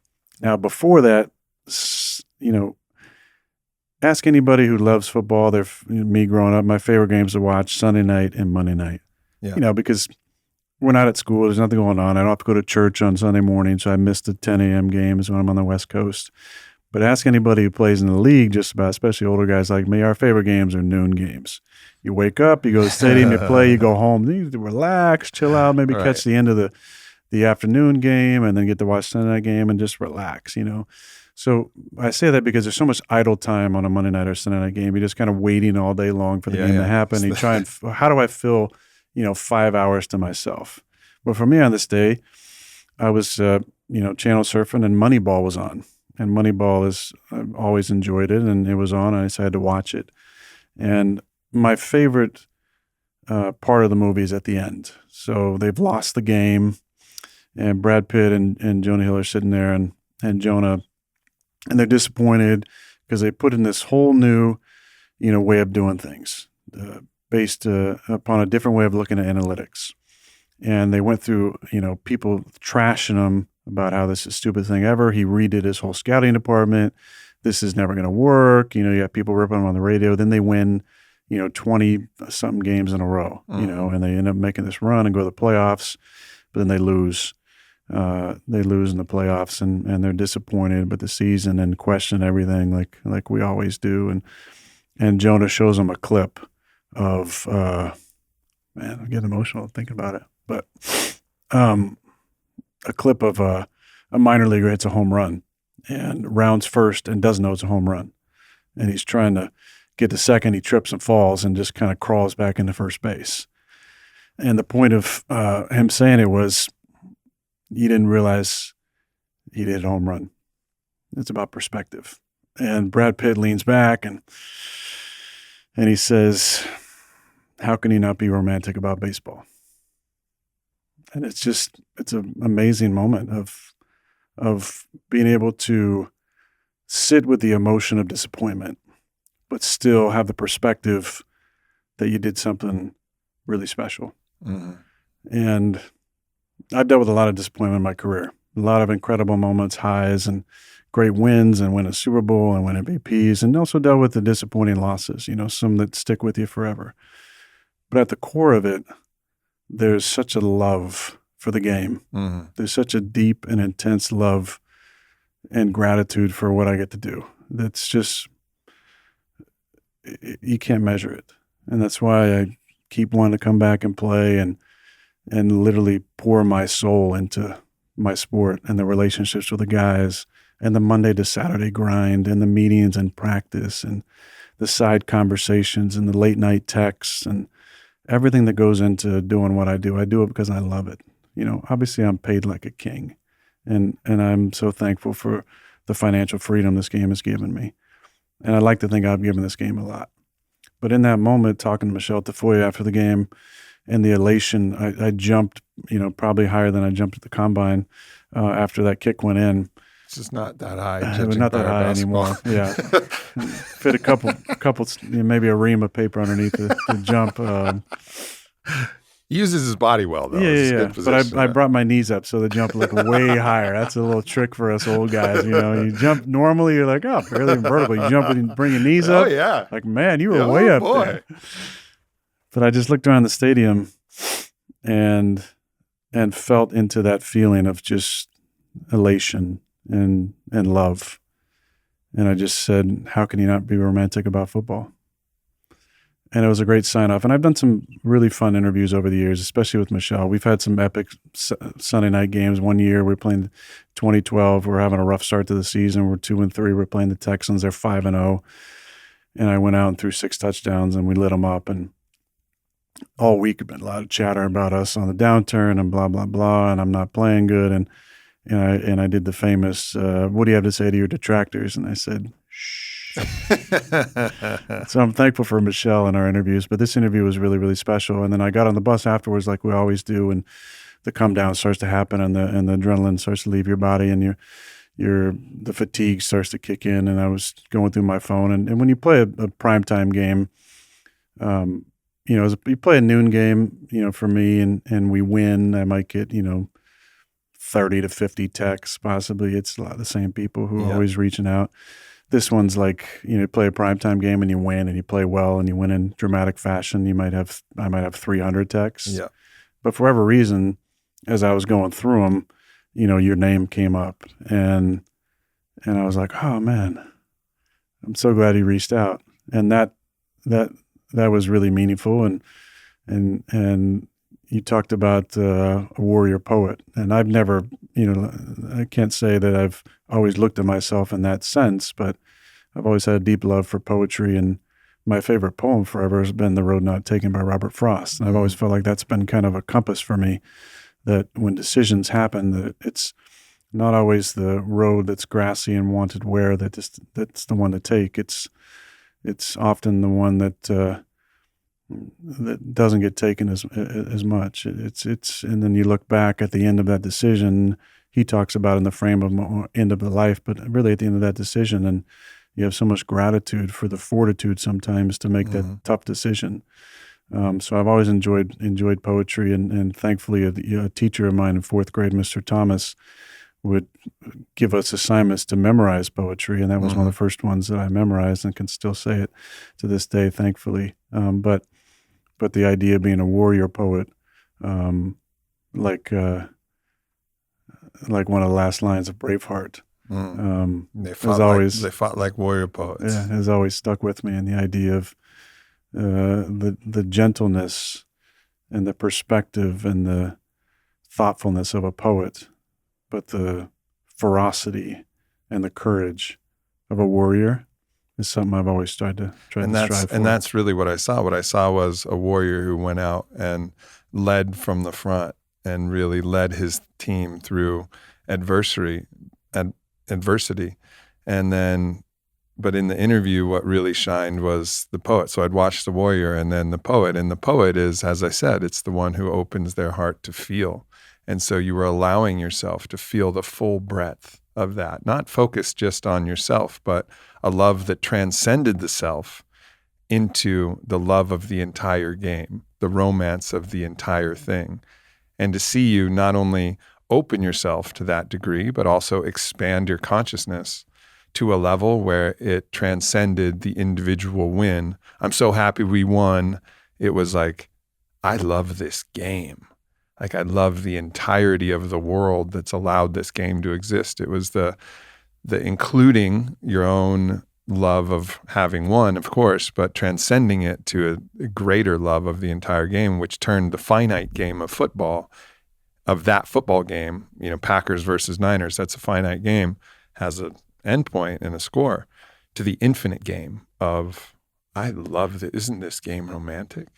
And that just showed me something, and I was like, holy shit. So I reached out and expressed that, and I think that landed in a different way than, oh, fucking great game, man, which is true. It was a fucking great game. And I appreciate those texts. Yeah, of course. Those are great. Of course. But that was like a moment where I think both of us, in me seeing you, then you saw like, oh shit, I think he actually like sees me in this point. I think that's a deep innate desire in all of us, is to be seen and understood exactly how we see ourselves. And to be reflected like that from you made me feel deeply seen. And to feel deeply seen is to open up your heart to connect with another. And that's what I felt in that moment. Because that moment was such an intense moment of gratitude for me, that I wasn't just saying the game of football. I was saying, I get to go on the field and play in front of 70,000 people with some of my best friends in the entire world, compete at something I'm great at and I love doing in front of millions of people who get at least the minimum level, probably just at least a sliver of happiness, of distraction from anything that takes away joy and happiness in their life. And I get to help provide that. What an incredible honor. I mean, how can you not have so much love and gratitude for what this game is, what it's given me, and how it's changed my life? And to be reflected like that. And I love, like I said, I love everybody reaches out, and I can't get back to everybody, especially not after 300 texts in the Sunday night game. But it's all deeply meaningful for someone to take the time to reach out, and then to reach out and be seen. Though it takes it to a different level. Yeah, this feeling that we get when we, a lot of people might be like, oh, sports doesn't matter, it's all silly, and you could say that about life as well. Like, once you understand the unborn, undying, infinite nature of our true self, if you actually understand that, you could actually look, and I think that's a trap that you can get in, to say, well, life doesn't matter. You can slip into these nihilistic standpoints of like, it doesn't even matter anyways. But it does. It does and it doesn't. And I think the beauty of actually what's available in these sports is not only for the participants, you get to play in something that matters, because we want to care. As the deeper I've gone, what I realize that I really want from life, my deepest desire is desire itself. I want to care. The opposite of caring, if someone's like, what do you want? And you're like, I don't care. It's like, if you don't want something, you don't care. And that's no way to live, So to be a fan and really care, it's a great gift. It's awesome. It's just like it's a microcosm of life. And so I'm excited about this upcoming season, because now I have a reason to care because my fucking brother's playing. So I'm going to be watching those games, and those are going to be special moments. Those are going to be like highlights of my week where I know that I get to leave all of my worldly issues and challenges and problems. And for that game, I just fucking care about the Packers, and I care about them fucking winning, and I care about you playing well, but I care about what you care about, which is that the team wins. And so I get to come into that, and it's a moment of ecstasy, of presence and feeling and excitement. And so, I think there potentially are some people listening. They're like, oh, it's just a game. Yeah, you could say that about life. Mm-hmm. But like when you care, it can be something extremely special. Now, of course, there's bounds. You can get fanatic about it. You can get over-identified with it. I think always be mindful when you start saying like, oh, we should have done this when you're a fan. It's like, yeah, like I appreciate that idea, but it's not really you. It's like, it's important to like not get lost in it, but do get lost in it. And that's what makes anything is like allow yourself to get lost. But as the Toltecs would say, like let that be your controlled folly. Like know that it's folly to give everything and to care as much as you can possibly care for this time, but don't carry it on to the end of, weeks or months later where you're lamenting a loss of your favorite. Like it's okay. Like you can have both. You can care maximum and also be balanced with it. 100%. I used to have a personal policy I thought was, revolutionary and badass and impenetrable, and it was kill them with indifference. Let me just tell you, that didn't work. You'll kill yourself. I was acting. Yeah. Because what I realized was I care so deeply. And not that I cared about, because my motto was like any detractor or criticism, I'm not going to respond to it because I'm going to show them that I don't care. That's not what I'm talking about. What I truly found was that I care so deeply about how I show up in the world. And I care about the person that I am and being seen and heard and understood exactly how I see and understand myself. So this idea that I was somehow, creating this wall of invincibility through indifference was a facade that I had to dismantle because all it did was rot me from the inside. Mm-hmm. Because at my core, I care so deep. Yeah. I care about myself. I care about my people. I care about showing up in the world exactly how I want to show up. And it wasn't about responding to detractors or criticism, because that I give less and less fucks about every single year. It was, what do I really care about? And showing up and showing that I care about those things to those people, to those issues, to those relationships. And that was a good lesson to learn. Yeah. One of the lessons that came through your first night of ayahuasca when we did it. So we went off to see my first shaman, El Dragón de la Selva, Maestro Orlando, fucking legend, kind of the epitome of the Quechua lineage and that deep lineage tradition of serving medicine. There's 3 lineages in Peru, mostly. There's the Mestizo tradition, the Quechua tradition, the Shipibo tradition, and he's part of the Quechua tradition. And we went to go see him. Medicine is thick, medicine is heavy. And I remember you had to square off with the double-edged sword of caring and the drive to be excellent in everything, which is really harsh self-criticism. Yeah, it was, going into this experience, I was like, oh, perfect. I got my intentions. I got the things I want to do. I want to call in these people. I want to have talks with these people's higher selves. I want to do all this stuff. And night 1 was like, had a mind of its own. And it was all about a major ego death. It was going to the depths of my soul and hearing and feeling all that self-criticism, all that doubt, all that judgment that I placed on myself, and sitting with it for hours with 0 psychoactive experiences, nothing happening other than me and that voice in my head, on my shoulder, in my heart, in my body saying, you are not enough. You're not worth it. You're a shitty person. You're all these things. and sitting with the depth of that reality. And it was really, really tough. Mm-hmm. And it broke me to the core.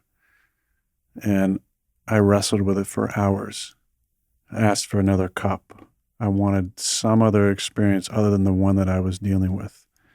And ayahuasca said, no. This is the work we're doing right now. You have these ideas about, healing this relationship and doing this and you had going big on this intentions to journey. reconcile some of the feelings with your family, which has been challenging. You had all these noble intentions. Ayahuasca's like, no, we got other plans. You can't do anything in this life until you really, truly, unconditionally love yourself. Whew, okay. So that's what I had to do. I had to surrender fully to the idea that everything I was telling myself was true.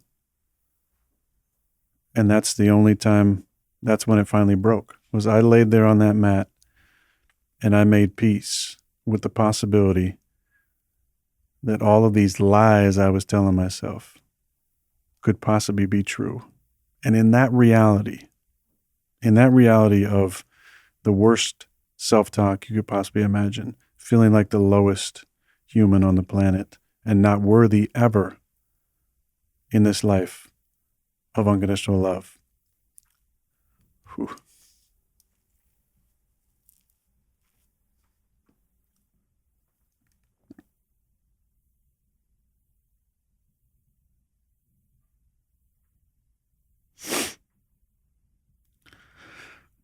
Man, taking me back there right now. It's deep. Yeah. It's deep. I said, we had a group of 22 amazing people and incredible facilitators and El Dragon and all his magic. And I laid there with that reality, that being my reality, that all the things I said about myself are true and are real. And I said, is there anybody in this room who could still love me?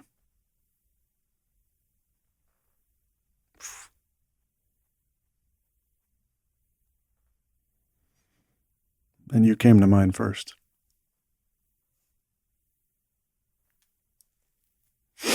And with the connections in the room, I felt like there were a few others, who came to mind as well, including your incredible wife.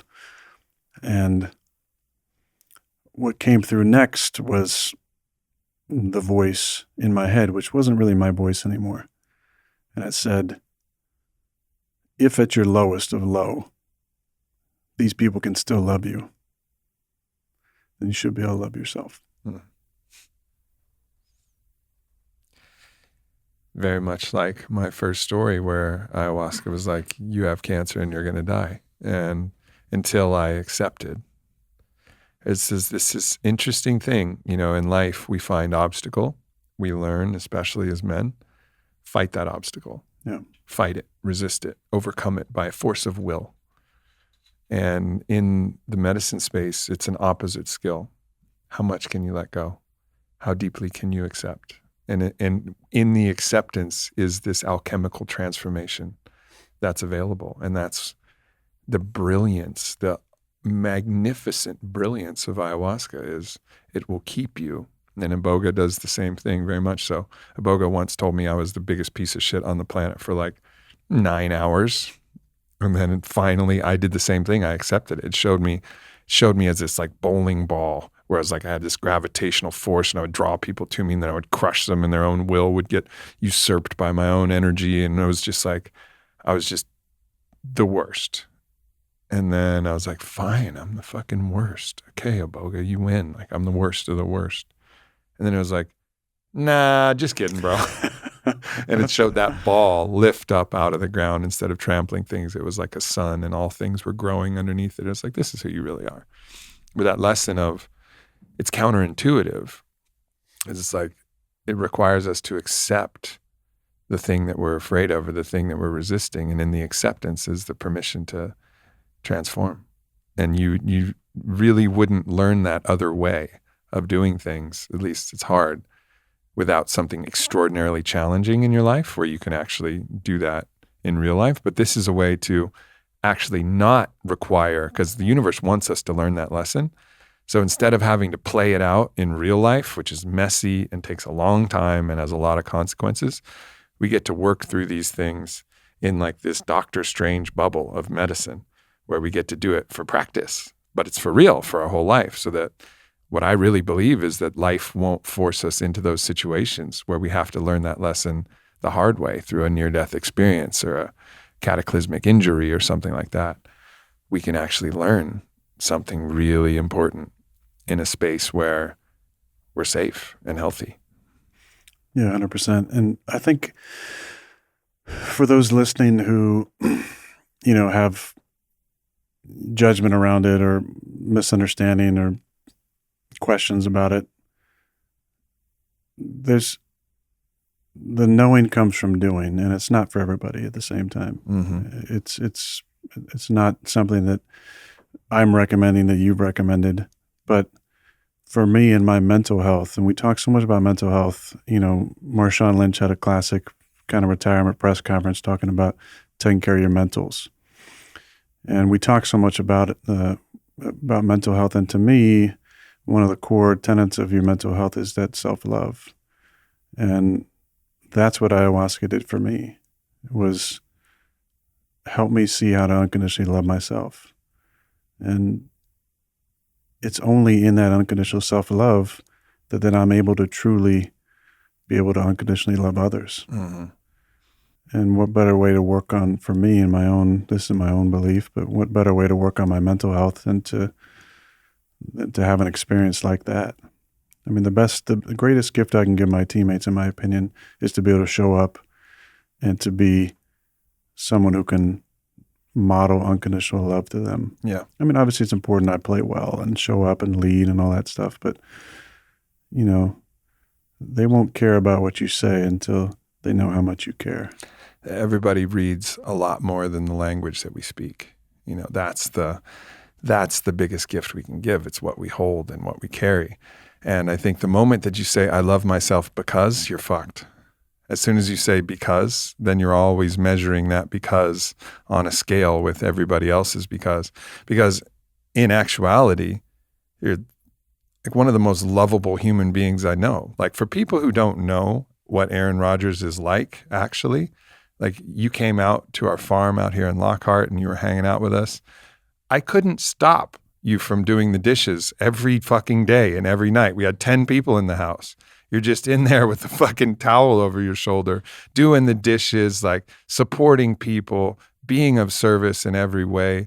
Like you would think you would be one of those people that everybody's like catering to you. No, you were like the most of service of everybody in every way you could, even the trivial, menial ways of cleaning up other people's dishes, And like, that's the person who came in and believed that they were not lovable. So and of course, all of your accomplishments and all of your other things, there's no amount of becauses that we can build in our life that will make us love ourselves other than when we say, I love myself, period, period, period.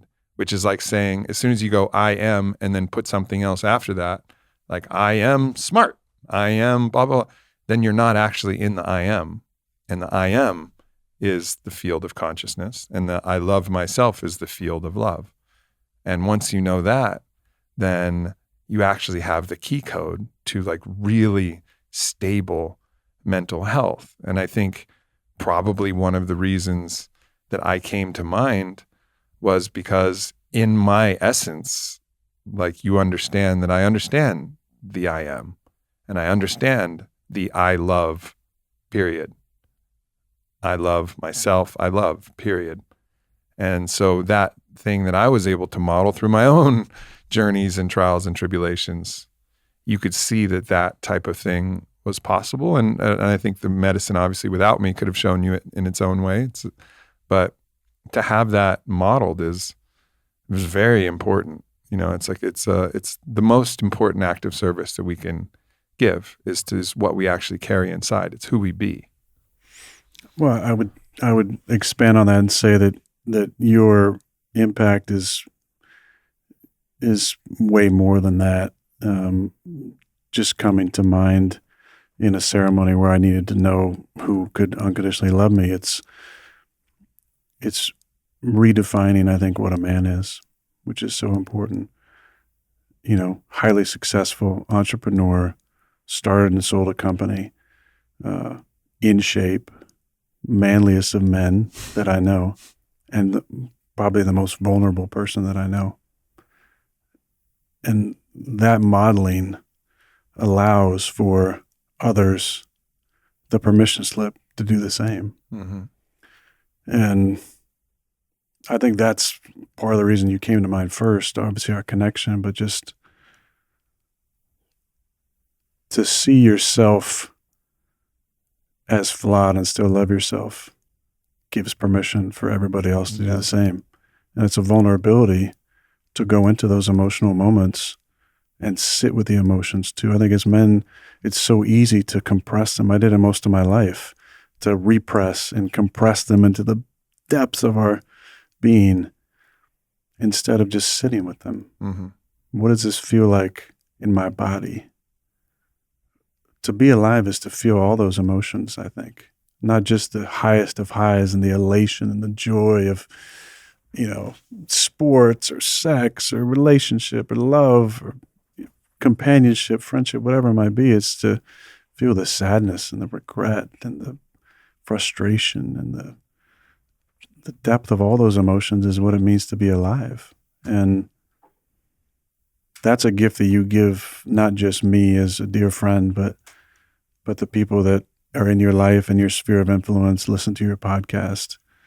And that's what we need as men. We need more men willing to be vulnerable. And that's hopefully what I can continue to take to my teammates and our sport, is to open up opportunities to have deep and meaningful conversations, to connect, to be vulnerable, to not have to be on the outside. You look like the machoist of macho dudes and, although you're not great on the basketball court, posting your workouts online and on it and everything. But on the inside, you're a deeply, highly sensitive, vulnerable human who fucking loves with a humongous heart. And that's the modeling that we need, the redefining of the masculine qualities, calling in the divine feminine to balance our lives out and to raise up, like you do so incredibly well, to raise up the women in your life and to give them a platform to speak and to lead and to set the trajectory for the next generations. And I think, as someone who loves you a lot, I think I just want to just say that to you. Thank you. Thank you, brother. Yeah. I think that's definitely another key piece of, similarity that we both share that I noticed is there's a deep reverence for the feminine. And this is not just the feminine embodied as a woman. It's the feminine aspects and qualities. It's a lot of what you were just mentioning are the feminine characteristics that I hold in myself. And I think this was an old idea, an old alchemical idea of, actually they called it the rebus, which was the balanced masculine and feminine, or as Zach Bush describes, it's the bird that flies with a strong right wing, masculine wing, and a strong feminine wing. And that's what it really allows for the maximum fruition of who we really are. It's really the warrior poet. It's another way to say it. It's the embracing of these things that people have said you got to pick one or the other.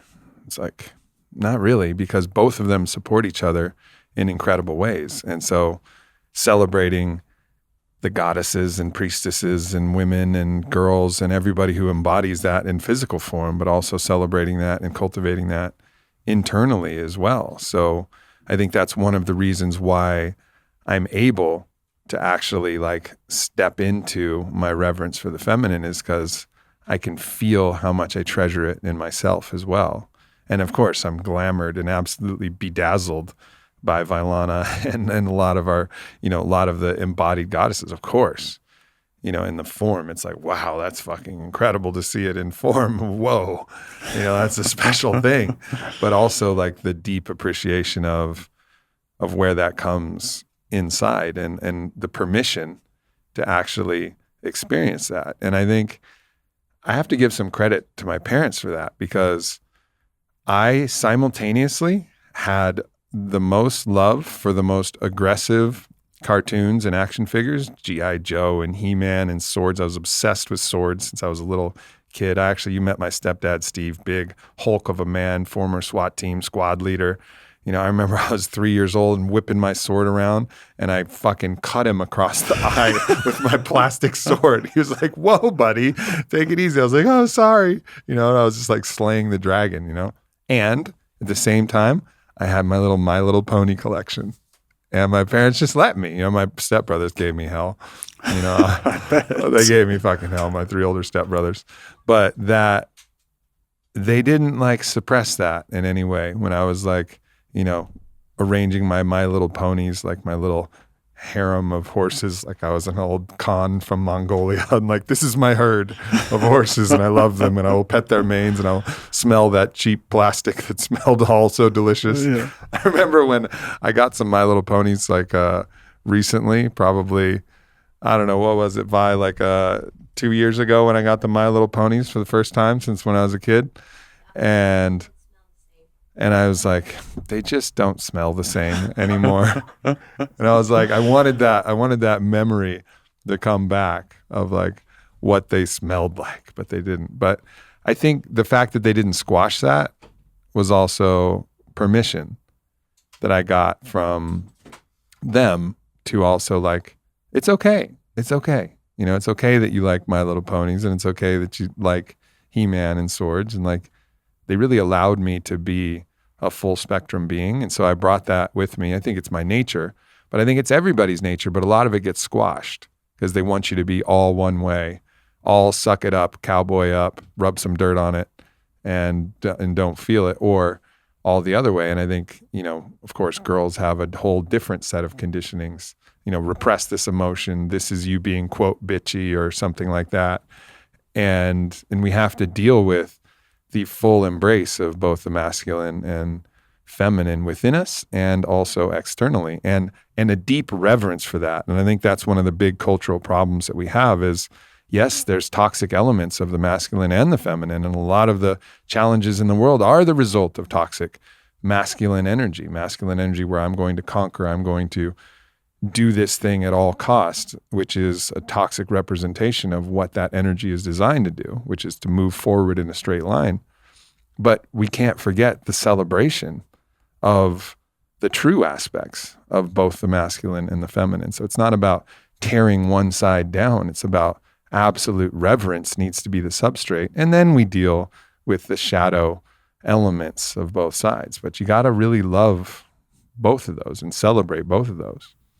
I think it's not a concept that's really embraced a whole lot in an alpha male environment in the NFL, is embracing that. But I think could be the cause of some of the rage and repressed feelings that show up from time to time when there's conflict or issues or frustration or poor play or whatever it might be. A lot of it's that inner child, that was cultivated in you, is tapping into that play and that fun.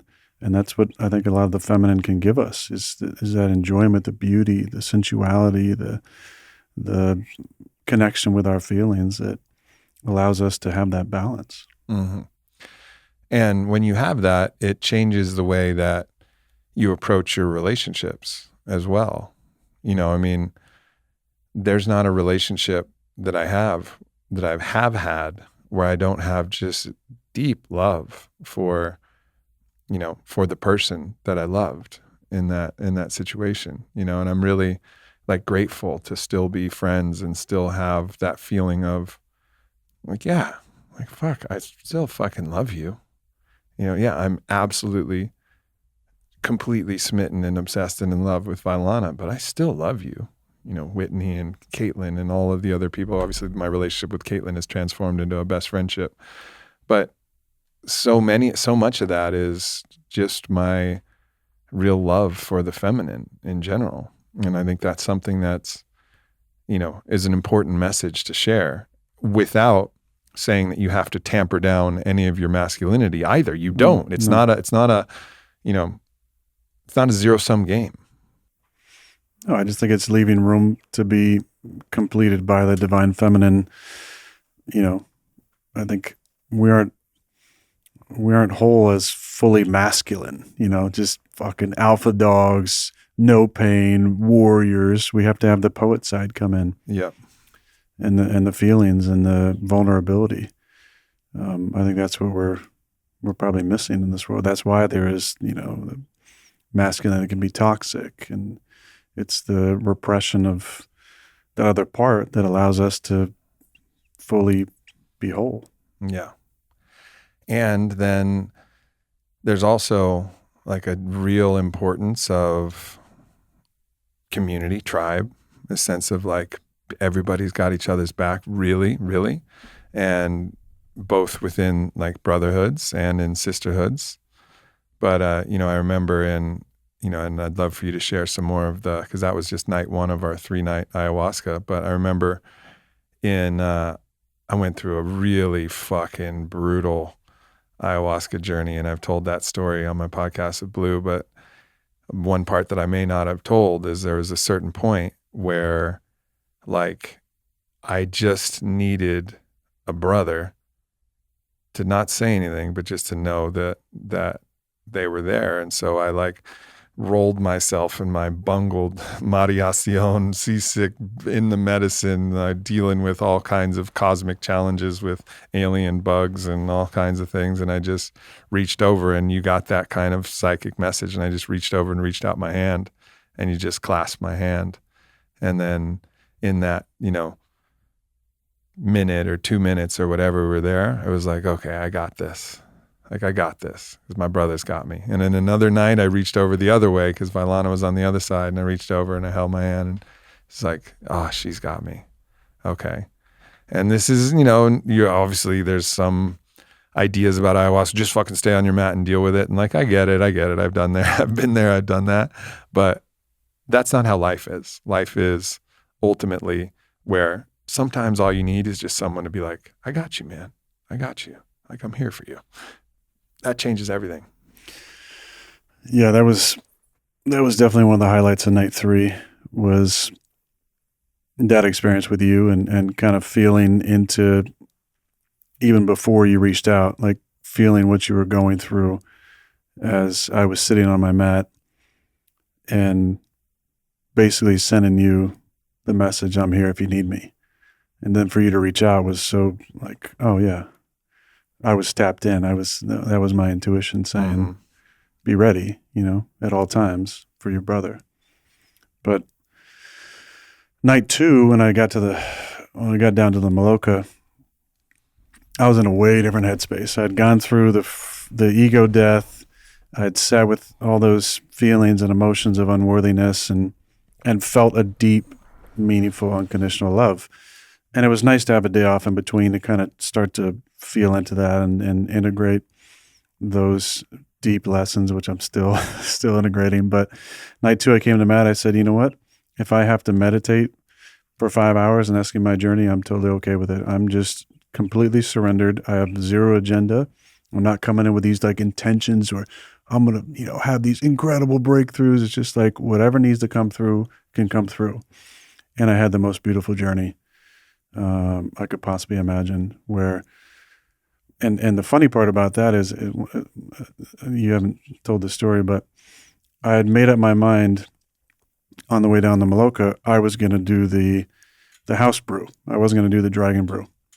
There were a couple options and I decided, I didn't journey the first night really. I had this really tough ego death. So I'm like, yeah, I'm going to smooth sail it tonight. I'm going to take the house brew. I'm going to, blast off. I'm going to be great. And for people to know, there was a Soltara has its own house brew of the medicine that they brew and typically serve. That they cultivate themselves. And then El Dragon brought his own brew from his own village and his own trees and his own prayers and his own medicine. But night 1, it was fairly diluted. And I went first. I drank first that second night. This is the story I was in. Yeah. And it was so thick. It was like I almost had to chew it. But I heard the noises. A few of you went, oh, Oh, yeah. when he started pouring. I was Well, like, everybody actually. So and Jen and Valko. yeah, Orlando, Jen, and Valko. So the facilitators, Maestro Orlando, Jen, and Valko, they pour this particular brew, and it just comes out so thick. And I even hear Orlando, which is uncharacteristic, go, oh. And then Jen and Valko go, oh, and pour me that full cup. And I was like, oh man, this one's gonna be potent. And then thankfully you left, you drank, and then you came right over to my mat and said, I don't know what you're thinking, but Orlando's brew is thick tonight. And so I was like, I'm in. And first you were like, well, what should I do? And I was like, I don't know, man. I just got the message that I wanted to tell you that it's thick tonight. Yeah. And as I've tried to do, the signs and synchronicities are everywhere. And I said, okay, this is too random. Because I've really been on the fence here. You know, I'm going in. And so I went in, and, you know, by the time everybody had finished serving, because I was one of the first ones to drink, I started deep on a journey where the ayahuasca is usually described as a grandmother spirit. And I met her and walked with her through past, present, and future lives. And it was the most beautiful experience I could possibly imagine. I literally was able to ask her question after question about things that were on my mind and have the most beautiful journey I could possibly imagine in that setting. And obviously, you know, down there at Soltara and with Maestro Orlando and with Jen and Valko and the other incredible facilitators and just the group of incredible humans we had there made for just an incredibly intentional and energetically connected environment, which I think really was important to set, you know, the protection around the space as we did and the intention. And it allowed for so many of us to have deep and meaningful journeys. And for me, night 2 was enjoying the highest bliss possible that I could even have imagined in my wildest dreams the night before or leading up to the trip. So deeply grateful for that. Night 3 was not quite the same journey. I went from the ego death night 1, incredible bliss night 2, and then night 3 again came with a really open heart to whatever needed to come through, and went on a journey to start, and then was told to go outside and do some a ritual outside, and then came back in the space, and there was a lot of energy going around. And then as it being the last night, when the ceremony ended, there was a lot of joy and hugs, and, you know, Makad was leaving in the middle of the night, and there was a lot of stuff going on. And when all this was going on, I was going through it. I had the end of the ego death, there's a rebirth. But in my rebirth process, I was overwhelmed by the incredible grief of my life as I knew it, and the rebirth into a new perspective, a new timeline, a new trajectory. And as I've been working on, and you've been a good guide for this, and so many other important people in my life, speaking into my life, I just sat with that. And it was very difficult. The overwhelming sense of sadness and grief of what I was leaving behind. I just sat with that for hours, probably 2 hours, as I was begging grandmother to let me purge whatever was inside of me and needed to come out. And she said, not yet. Not yet, my son. There's more. And so I sat with that and didn't fight it, and just surrendered to feeling into the depth of all those beautiful emotions, incredible experiences from the past, heartbreak, failures, frustrations, deep, deep sadness. And then I purged at about 4:30 in the morning, finally, and laid there afterwards on my mat, and then opened my eyes, and it felt like I was opening my eyes for the first time. And as the as the bat animal card instructs, the rebirth, the death of the ego is followed by the rebirth, and the integration of that is the sunrise. So in Costa Rica, the sunrise is very early, and it was only about 45 minutes until the sun rose that morning, that beautiful morning at 5:15, and I sat there on my mat, breathing in what felt like brand new oxygen into my lungs, and enjoyed the beauty and the mystery of this life, and the howler monkeys and their noises in the jungle, and the sounds of life waking up. Yep.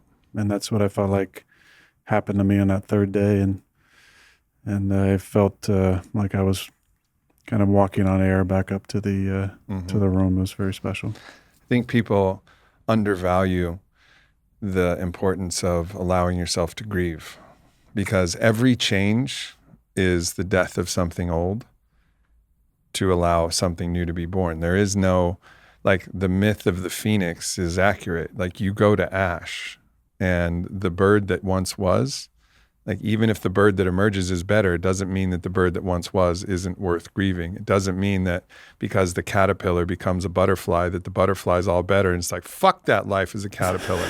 You know, like, if that was in our mind, like, it would be important to be like, man, caterpillar life was pretty cool. I was just crawling around, moving slow, eating leaves.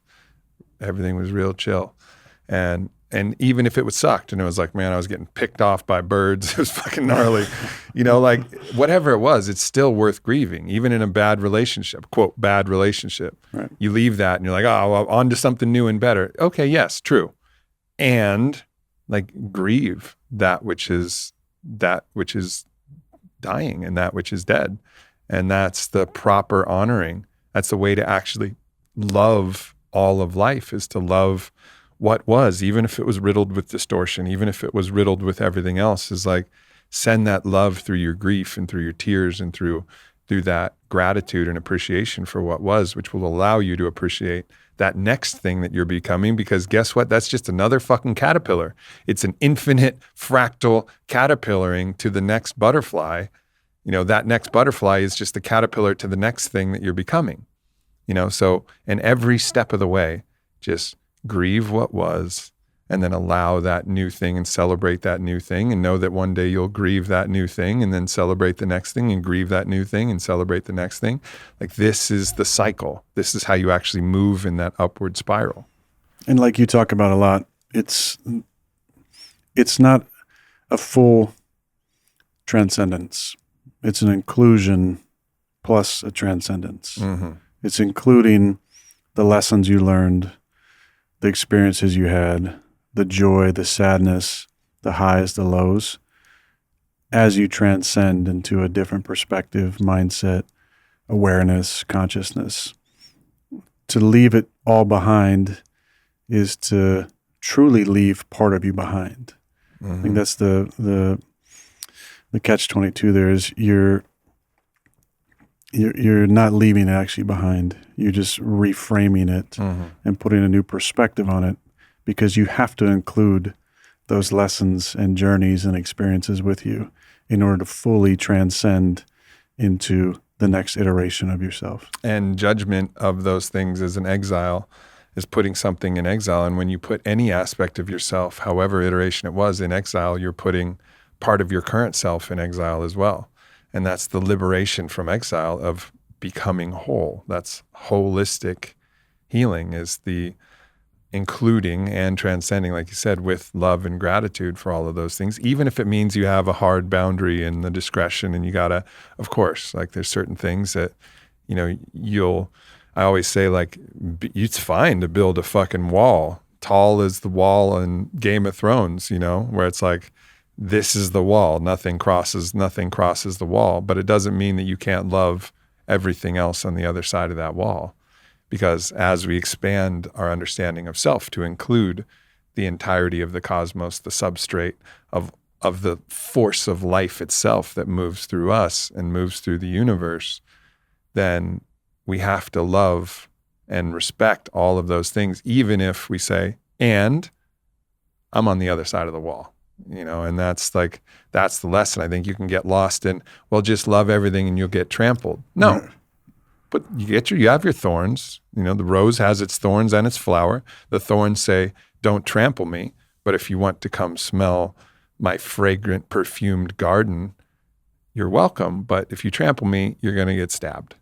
But it doesn't mean the rose is out there shooting thorns at other people and in this kind of barrier. It has its flower and its thorns. And we have our walls, but we can still have love on the other side. And I think, one thing that's kind of been out there in the zeitgeist is people have been trying to pick apart your relationship with your family. And, when we've talked about it in different ways, one thing I saw is that was your prayer every night, was to find the ways to build the bridges back, into a more loving, resonant place with your family. But this is a co-created life, and it's not only up to you, but I can say for certain that I've seen and felt that deep from your heart, that intention to say, like, I'm here and I'm ready. I'm ready for the healing. Yeah, it's definitely been a perspective shift over the years. And it starts with gratitude, living a life where you count your blessings more than you think about what you don't have. And the gratitude extends way back to the environment I was raised in, the morals I was taught as a young child, the conditioning that we all have, and the positives that came from it, and the lessons that I learned through it, and the patterns I created that are both positive and also negative that I need to unwind. We all have these things. And many people have issues with family and deal with them in their own ways. For me, I've always tried to deal with it quietly behind closed doors. That always hasn't been the case, or hasn't been good enough for, a lot of people who want to write about it or pick it apart or talk about it, or even some things that, my family has said or done over the years that's been public. But at the core, I have deep gratitude and love for the way I was raised, the lessons that I was taught, the environment I was in, the fact that my dad made it a point to make my and my brothers, sporting events the number one priority. The fact that he was willing to take a chance and go through, the poverty that we experienced to make a better life for his kids by going back to school as a middle-aged man, my age. He went back to chiropractic college to try and give us a better life. I have deep, deep gratitude for that, and really appreciate the sacrifices that were made on our behalf to give us a better life. So I do believe in healing, and I believe in the possibility of reconciliation at some point. But it's a different journey for all of us. And to judge on the outside about what should be or what it should look like or who's wrong and who's right is just a game I've never wanted to play and still don't want to play. The most important thing is for me deep love and gratitude for them and for the lessons I learned and for the way I was raised, and hope for the future. Yeah. But who knows what that future is going to look like, when it's going to look like, when the time is going to come. But I have no bitterness in my heart. I have no resentment. I just have deep love and appreciation for the lessons that I learned and the fact that, if I hadn't been raised that way, all the good and all the frustrating, there's no way I'd be sitting here today. So to not have that perspective that because of the things that I experienced, I turned out the way I did is looking at the glass as half empty, and I just won't do that. I look at it as they were experiences that were important. I chose to be in this family and to deal with everything that I dealt with, positive and difficult, and I have deep love and gratitude for them, for their journeys, and hope for the future. Yeah, no doubt. There's a saying like, you shall know a tree by its fruits, and when you recognize the fruit of who you are from a family tree and have deep gratitude for that, you have to have gratitude for the tree, even the way that it was gnarled and even the way that it struggled to find water through a craggy, rocky soil and the way it struggled to find light through a canopy of trees and everything that it provided, like ultimately, you know, that gratitude of like, well, fuck, here it is, here's the fruit, you know, it got me here. And when you have that, I think it can allow you to love the whole tree without that sense of, and sure, you can have your preference of how it could have been, but you never know if that would have shifted something dramatically. And furthermore, I think our, you know, a recent friend for you, but a longer friend for me, Satsang Drew, who's a great musician. He came and performed recently at Arcadia, which you came to, which is this epic festival we threw out at Area 15 in Vegas with a lot of great artists and speakers. And he said, people who are talking about you are giving a book review on a book they haven't read. And I was like, fucking A. Yes. Fucking A. Giving a book. But really, though, like whenever we're talking and judging and commenting on someone, we're giving a book review on a book we haven't read. Like, we don't know that person. We haven't read that. We can't possibly. So it's just a little bit of like, all right, like I see this and I can have my opinions about this, but I haven't read that book. I don't know what that person's going through. I don't know what's actually really true underneath there. So it's all, you know, it's all nonsense to a certain degree. And insert anything into that, it's the same story. Insert ayahuasca into that, you know, people judging who haven't experienced it or they have their own fears or you know, ideas about what it is, the use of it, you know, the dangers of it, whatever they might think about it. You're talking about something that you haven't experienced firsthand. It should be taken with a grain of salt. You know, I think for me, part of the reframing the perspective is something that we all go through. It's when we grow up, we look at our parents as perfect people. They can do absolutely no wrong. And that's why when something happens, it's almost more damaging because you're like, you're this perfect person. How could you do fill in the blank? How could you say fill in the blank? But as you get older, there's a reframing that goes on of your parents as flawed individuals. And just like me in my first night of ayahuasca and you in your iboga journey, there has to be some acknowledgement of the flawed nature in all of us. And it's only, I believe, in that realization and understanding of the flawed nature of humanity that we learn what unconditional love truly is.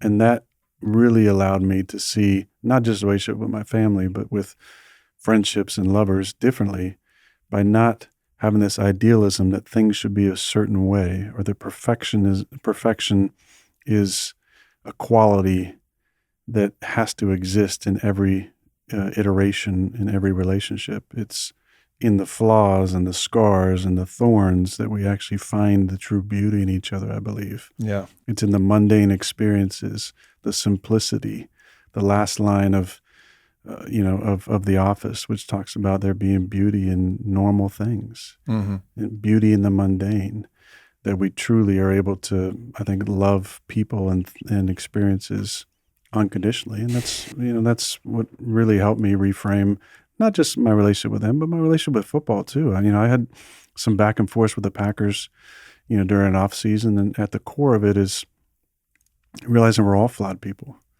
and we all bring our own egos and ideas and experiences to the table. But at the core, there's opportunities to see those flaws and to find unconditional love for those people, those experiences, those organizations, those families that have really molded us and shaped us into who we are. Yeah.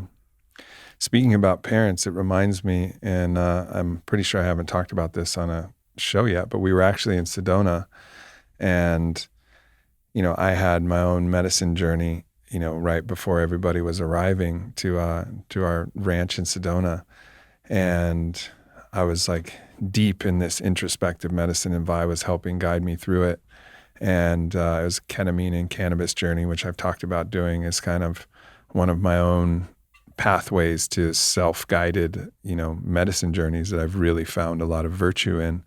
And again, it's not a recommendation. I'm not saying go fucking do this yourself. This is for me, been a part of my path. And in this path, I realized that there was a part of me that wasn't allowing myself to fully enjoy every aspect of my life. And I was like, why? Like, why am I stopping myself from enjoying my life? And in the guidance, which was felt very clear, it said, well, it's because you have a grievance with God. And I was like, I have a grievance with God? Like, what do you mean? Like, I know God. I've felt God. I've felt what that feels like. And it's the most unbelievably beautiful feeling. Like, I have a grievance with that force? No fucking way. And I was like, yes, you do. And here's why. The reason why I've stopped myself. So first, the reason why I stopped myself from enjoying is because God is a part of all of us. We are participating in the Godhead. We are participating in love and manifestation. We're participating in the entire cosmos. We're participatory. It's not God up in the clouds and us down in the dirt. That's an old, old myth. And again, this is my own belief system through all of my journeys. And in this, I was denying God the pleasure of my enjoyment of life as me, and denying the divine as me from enjoying life through me by holding myself back in certain instances. Doesn't mean that I've let that go and not had fully ecstatic, unbelievable experiences, but there was some part of me that was holding back. And the reason was a grievance. I was showing like, okay, God, well, I'm not going to give you this pleasure through me as me because I have a grievance with you. And when I tracked it, it wasn't a grievance with actually God or the divine. You know, God's a tough word, has a lot of meanings. But what it was that as I grew up, I had deified my parents and deified key people in my life. I'd placed godness onto other people, and those people are fallible. Even my mom, who's one of the most beautiful divine emanations of humans I've ever known, she's still fallible. She's still just a person. So the more that you deify another person, they let you down. And then so in your own mind, then you have a grievance not just with that person, and the only reason you have a grievance with that person is because you deified them in the first place, right, and tried to assume that they were going to be perfect. So then when they acted like a person, you're like, why hast thou forsaken me? You're like, I don't know, I'm a fucking person. Yeah. You know, like we expect our parents and those people who we deify to act like the divine. Well, they're doing their best. Yeah. And only the divine can act like the divine. Only the divine can look at your story and just say, tell me more. Like that's what we want from our parents. We come home from school. It's not, how was your day at school? And meanwhile, they're doing their shit. It's like, how was your day at school? Tell me more of your story. Like that's what we want. And that's what the divine actually is. It's like, tell me more of your story. But we don't get that. And so it was about pulling back all of that energy that I'd placed on all of these other avatars for what I thought the divine were and placing them back to where they belong, which is the actual divine. And then that allowed me to love my family more, those people who I'd deified in certain ways, placed godness on top of them and say like, oh, no, that's all just people. It's Kathy and Michael and all of these different humans in my life. And it allowed me to like heal that relationship with the divine. And it was a significant moment. You know, it's a significant moment to do that, to know that even me with all of my work and 41 years, you know, living and 23 years on the plant medicine path, I still didn't really realize this key insight, which was how much those initial imprints and the ramifications of those can continually affect life. So, I mean, I think it's an invitation for all of us listening to see where we've placed godness on other people and then been upset with them for letting us down, when really everybody's just doing their best and nobody's going to reach that mark, not ourselves and not anyone. We're all just people walking each other home. Yeah. Like Ram Dass says, what hits me when you say that is that when you healed the grievance with the divine, you were really healing yourself. Yeah. You know, you were healing that spot in you that was let down, you know, that was disappointed, that was hurt, that was wounded. You know, when we recognize the divine in us, you know, when we say we're giving up this grievance, with God, we're letting go of this grudge we've held against ourselves. Absolutely. Absolutely. And I think we're all very wary of recognizing the divine in ourselves because we've had far too many examples of people going, I am the divine and you aren't. Like the moment anybody says that, you got it fucking wrong. If you're like, I'm Jesus, I'm like, well, that means that you know that you're inside everybody. So you're just saying that you're one of everybody. Like that's really the teaching.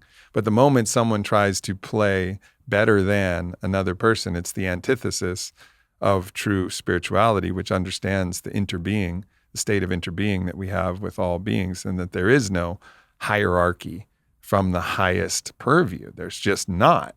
And so I think we all get wary of acknowledging the divine as us, within us, because of those people who've said, I am this, so listen to me, and you aren't. Like, nope. Like, that's not it. Like, it's cool to recognize the divine in you as long as you recognize the divine in everybody. That's the key. Which is kind of what Jesus was saying to Peter when Jesus is talking to them, the disciples, about his imminent ascension and death and leaving the community that he'd established. When Peter's, I'm paraphrasing, basically saying, what are we going to do when you're gone? Like, I want to do these things that you're doing. And he basically says, everything you've seen me do and more, you're capable of. Mm-hmm. Now, in the church, we often try and set that one aside. Anytime there's any conversation around the ability to do miraculous things, to acknowledge the divine living in us. I mean, the whole tearing of the veil, Old Testament and New Testament, was a marker for us to go, oh, we don't need to go through anybody anymore to experience the divine. The divine is in all of us. Mm-hmm. There's no veil between us and the divine. There's no separation. It's the divine living in us. And like you said, an understanding that it's not just in me and not in you.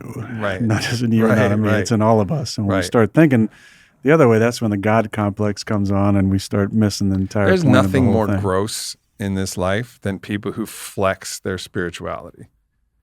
Like, of all the things to flex, like flex your Ferrari, flex your fucking new $500,000 Hublot, like flex, like whatever you want to flex, like fucking, I respect that. But when you start flexing your spirituality, that's just fucking gross. It's like, it's the one thing where, and again, maybe this is my opportunity to work on judgment, but that's the hardest thing for me to accept, because it feels like it undermines like the real nature of the one who understands, who really gets it. Yeah, I agree. I've seen it. I know, right? I grew up around that for a lot of my life. It's a big problem. I think it's an undercurrent of the problem that we see now is people who are creating small little value hierarchies where they get to actually put somebody underneath them for some vector of judgment that they have, which, you experienced with the vaccine issues, right? There was a whole group of people who got to be better than Aaron Rodgers, for that period of time. And I don't think it's conscious that they realize the impetus, because might have been for some of them. Yeah. But they're just this deep desire that they're measuring themselves in relation to other people. And the more people that you can put underneath you, well, the higher you are on the higher you are on that little spectrum, on the whole pole of how good you are. So it's this mad scramble to put as many people underneath you as possible by tearing them down based on advantages they've had or based on decisions they've made or whatever. And sure, you can have your opinions and beliefs about that, but be very mindful of the slippery nature of trying to create a game where that makes you better than somebody else. And it's on both sides. It's like both sides. Totally. There's anti-vaxxers and there's people who think, then they'll start calling other people sheep, and they're doing the same fucking thing. They're just putting themselves as better than other people as well. And exposing that, like bringing light to this desire that's creating so much polarity, which is fundamentally a desire of not knowing yourself truly and knowing yourself as the ego knows, which is only in a relative position. Like the ego only knows itself in relative position. It doesn't know itself as worthy of love just because it is, I am. that's a driving force behind so much of what's happening in the divisiveness of our world. Yeah. I mean, it's ugly on both sides. It really is. Yeah. And I could feel it when I came out and said what I said. Some of the interview requests, it was like all the right, it was like, he's Right. our champion now. Right. And all the left was, he's the enemy, which was, people against the vax and people for the vax, basically. And I said, look, politics is a sham, first of all, I think. And I wouldn't do CNN just like I wouldn't do Fox News. Like, I have no desire to be a part of this. I'm sharing a personal opinion based on my own health, what I think is best for my body. And you can disagree with it all you want. You can agree with it and champion it, but I'm not saying it to gain favor with one side Right. and the part of and hate from the other. I mean, naturally, my opinion became very polarizing because people feel strongly on both sides about it. But I hope, at the bare minimum, that there was conversation that could be had, civil conversation. And if you still disagree, then it's okay to disagree. But Yeah. we've taken out, I think, in our society, a lot of that ability to have differing opinions because one has to be right and one has to be wrong. Yeah. I have to be smart and you have to be dumb. And it's this division that we see, the binary systems that are set up all over our society that keep us in opposition to each other. When instead the divine is calling us to connect, to recognize, to mirror each other and to reflect to each other the beauty inside of each other, and not the fact that I have to be right and you have to be wrong, or I have to be smart and you have to be an idiot, or I have to be, the best and you have to be the worst. That doesn't advance us at all in society. Yeah. And that wasn't and I apologize if that, ever seemed like my desire, or my impetus behind it. It was, I got COVID. I had to talk about it, and I shared my opinion. People thought that I was lying. I didn't lie. There was a million stories out there, that I was an endangerment to society. And I'll definitely address that right now. Every single day that you saw me, and you probably only saw me if I'm talking to Green Bay people, because that's where I was. You might have seen me in Barnes & Noble looking at a book, or telling the good people there what the next book club book was going to be so they could be stocked up, or at the grocery store. Every single day you saw me, I had tested negative that morning. Every single day. Our protocol was for non-vaccinated players, every day before 9 a.m., you tested for COVID. So every single day that you saw me, I was COVID negative. Every single day. I didn't endanger anybody. I'd take my health and the health of everybody around me very seriously. So I do want to dispel that rumor. And when I did test positive, I called our head trainer that morning. I said, I'm not feeling good. I went into the stadium. I tested. I sat in my car, waited for the results like I did every other day. I tested positive. I went home. I started my protocol to feel better. And I didn't see anybody for 10 days. Yeah. That's what happened. Yeah, I mean, it's, I think, great that you got to clear that story, because there was so much energy that kind of swelled up in all the stories, because people desperate to place you on one team and desperate to, and by say team, I mean a political team or political side. And of course that happens with me and happens with so many other people, when really what we're asking is to transcend the game entirely, a game where no matter which side seems to be winning, the game itself is tearing our society and tearing our world apart. The moment we claim that we're on one side and we're against another side, we're denying the connection that we all have together, and we need everybody to make it through this. We can't leave half of the world out of the fucking game and win the whole thing. We have to transcend from this finite battling each other into a new infinite perspective. And that can sometimes get you attacked from both sides, the holding that, or accused of being middling. It's like, no.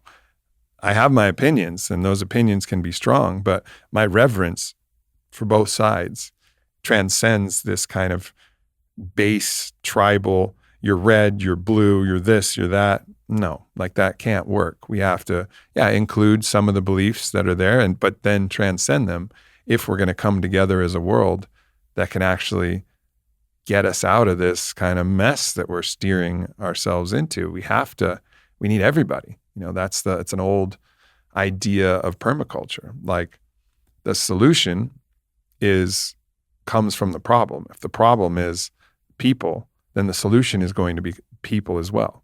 Like, how the people can actually transform the world with all of the 8 billion that we have. Like, we need us all.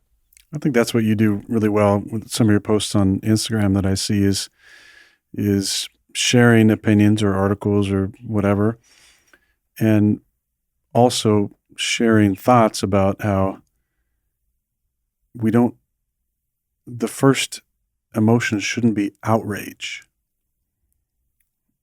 If we really want to connect, the first emotion should be empathy. Eric Gotze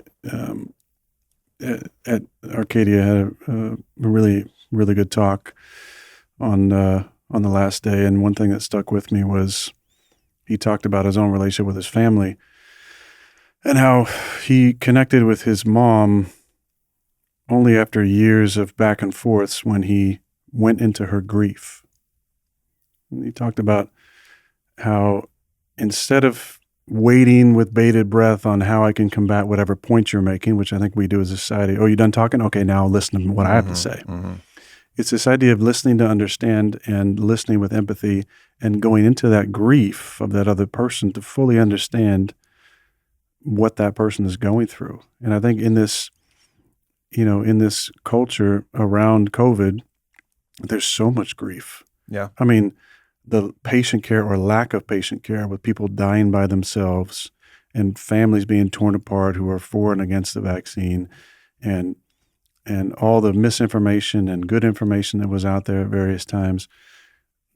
Not many people probably were able to go into the grief of the other person. Yeah. And even myself at times, and listen to the heart of the matter, because as we know with arguments with our significant others, it's never about the dishes, because I always do the dishes, but it's like there's an underlying issue, right? Yeah. And it's rarely ever the topical first part of the conversation. It's what is at the root of these issues, especially around COVID.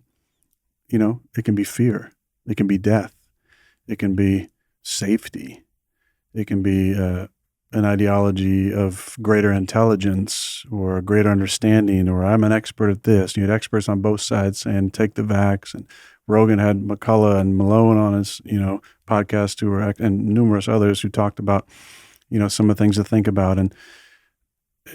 But in order to fully, understand people where they're coming from, a lot of times you have to go into that grief to see that person. And then once they're seen, like Eric talked about, it totally dissolved all the tension, the years of bitterness and frustration and back and forth and strife that was just kind of lingering in the air. Mm.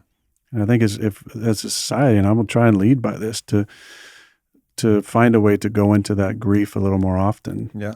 Allows us to see those people. And read some of the book before you judge the cover. Yeah. Like, that's what listening is. It's just, you don't get to read the whole book, but at least if you really take patiently, slowly, with stillness, go into that person's story, into their book, and start reading the pages, you start to fall in love with the character. Like, any actor that acts well, we fall in love with them to a certain degree, even if we hate them. Like, there's a way that we're on the inside of their story. And I think that's what listening really allows. It allows us to step into the inside of their story. And once you're on the inside of their story, the Joker movie was a perfect example. Yeah. You have the empathy and exactly for the grief that he dealt with being bullied and misunderstood and dealing with a condition, that he had to carry a card around to tell people, I'm not trying to laugh. I just have this issue I'm dealing with. I'm not trying to laugh at you. And just, you feel for that character. That's what the best actors do, is they take you into the experience. Right.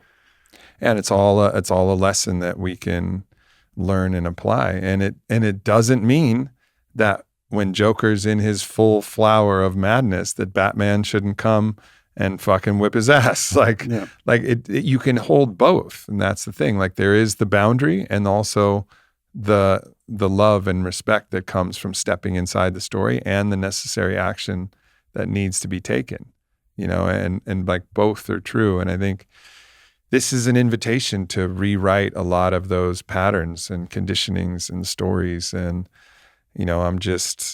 I'm honored and grateful to have a brother that I can walk through all of these different wild journeys and aspects of life with. Yeah, I feel the same way.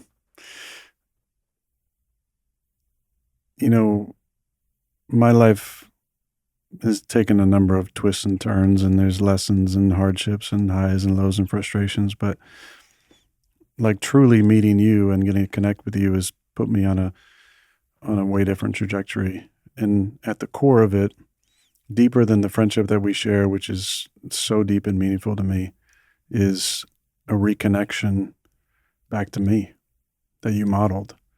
And I think we all have people in our lives who can be compasses and anchors for us to remind us of who we really can be. And that's who you've been for me. So I just say, from the core of my being, brother, thank you. And thank you, my brother. Thank you. It's one of the great gifts of life is to find like true friendship. I think a lot of energy is placed on your romantic relationships. It's like that's the biggest fucking deal, but it overlooks like the real value of that really, really like deep friendships, the soul friendships that can come. And that's another story that's important to rewrite. So here's to new stories, my brother. I appreciate it. I love you, man. Love you too. And I love all of you. Thank you for tuning in. We'll see you next week.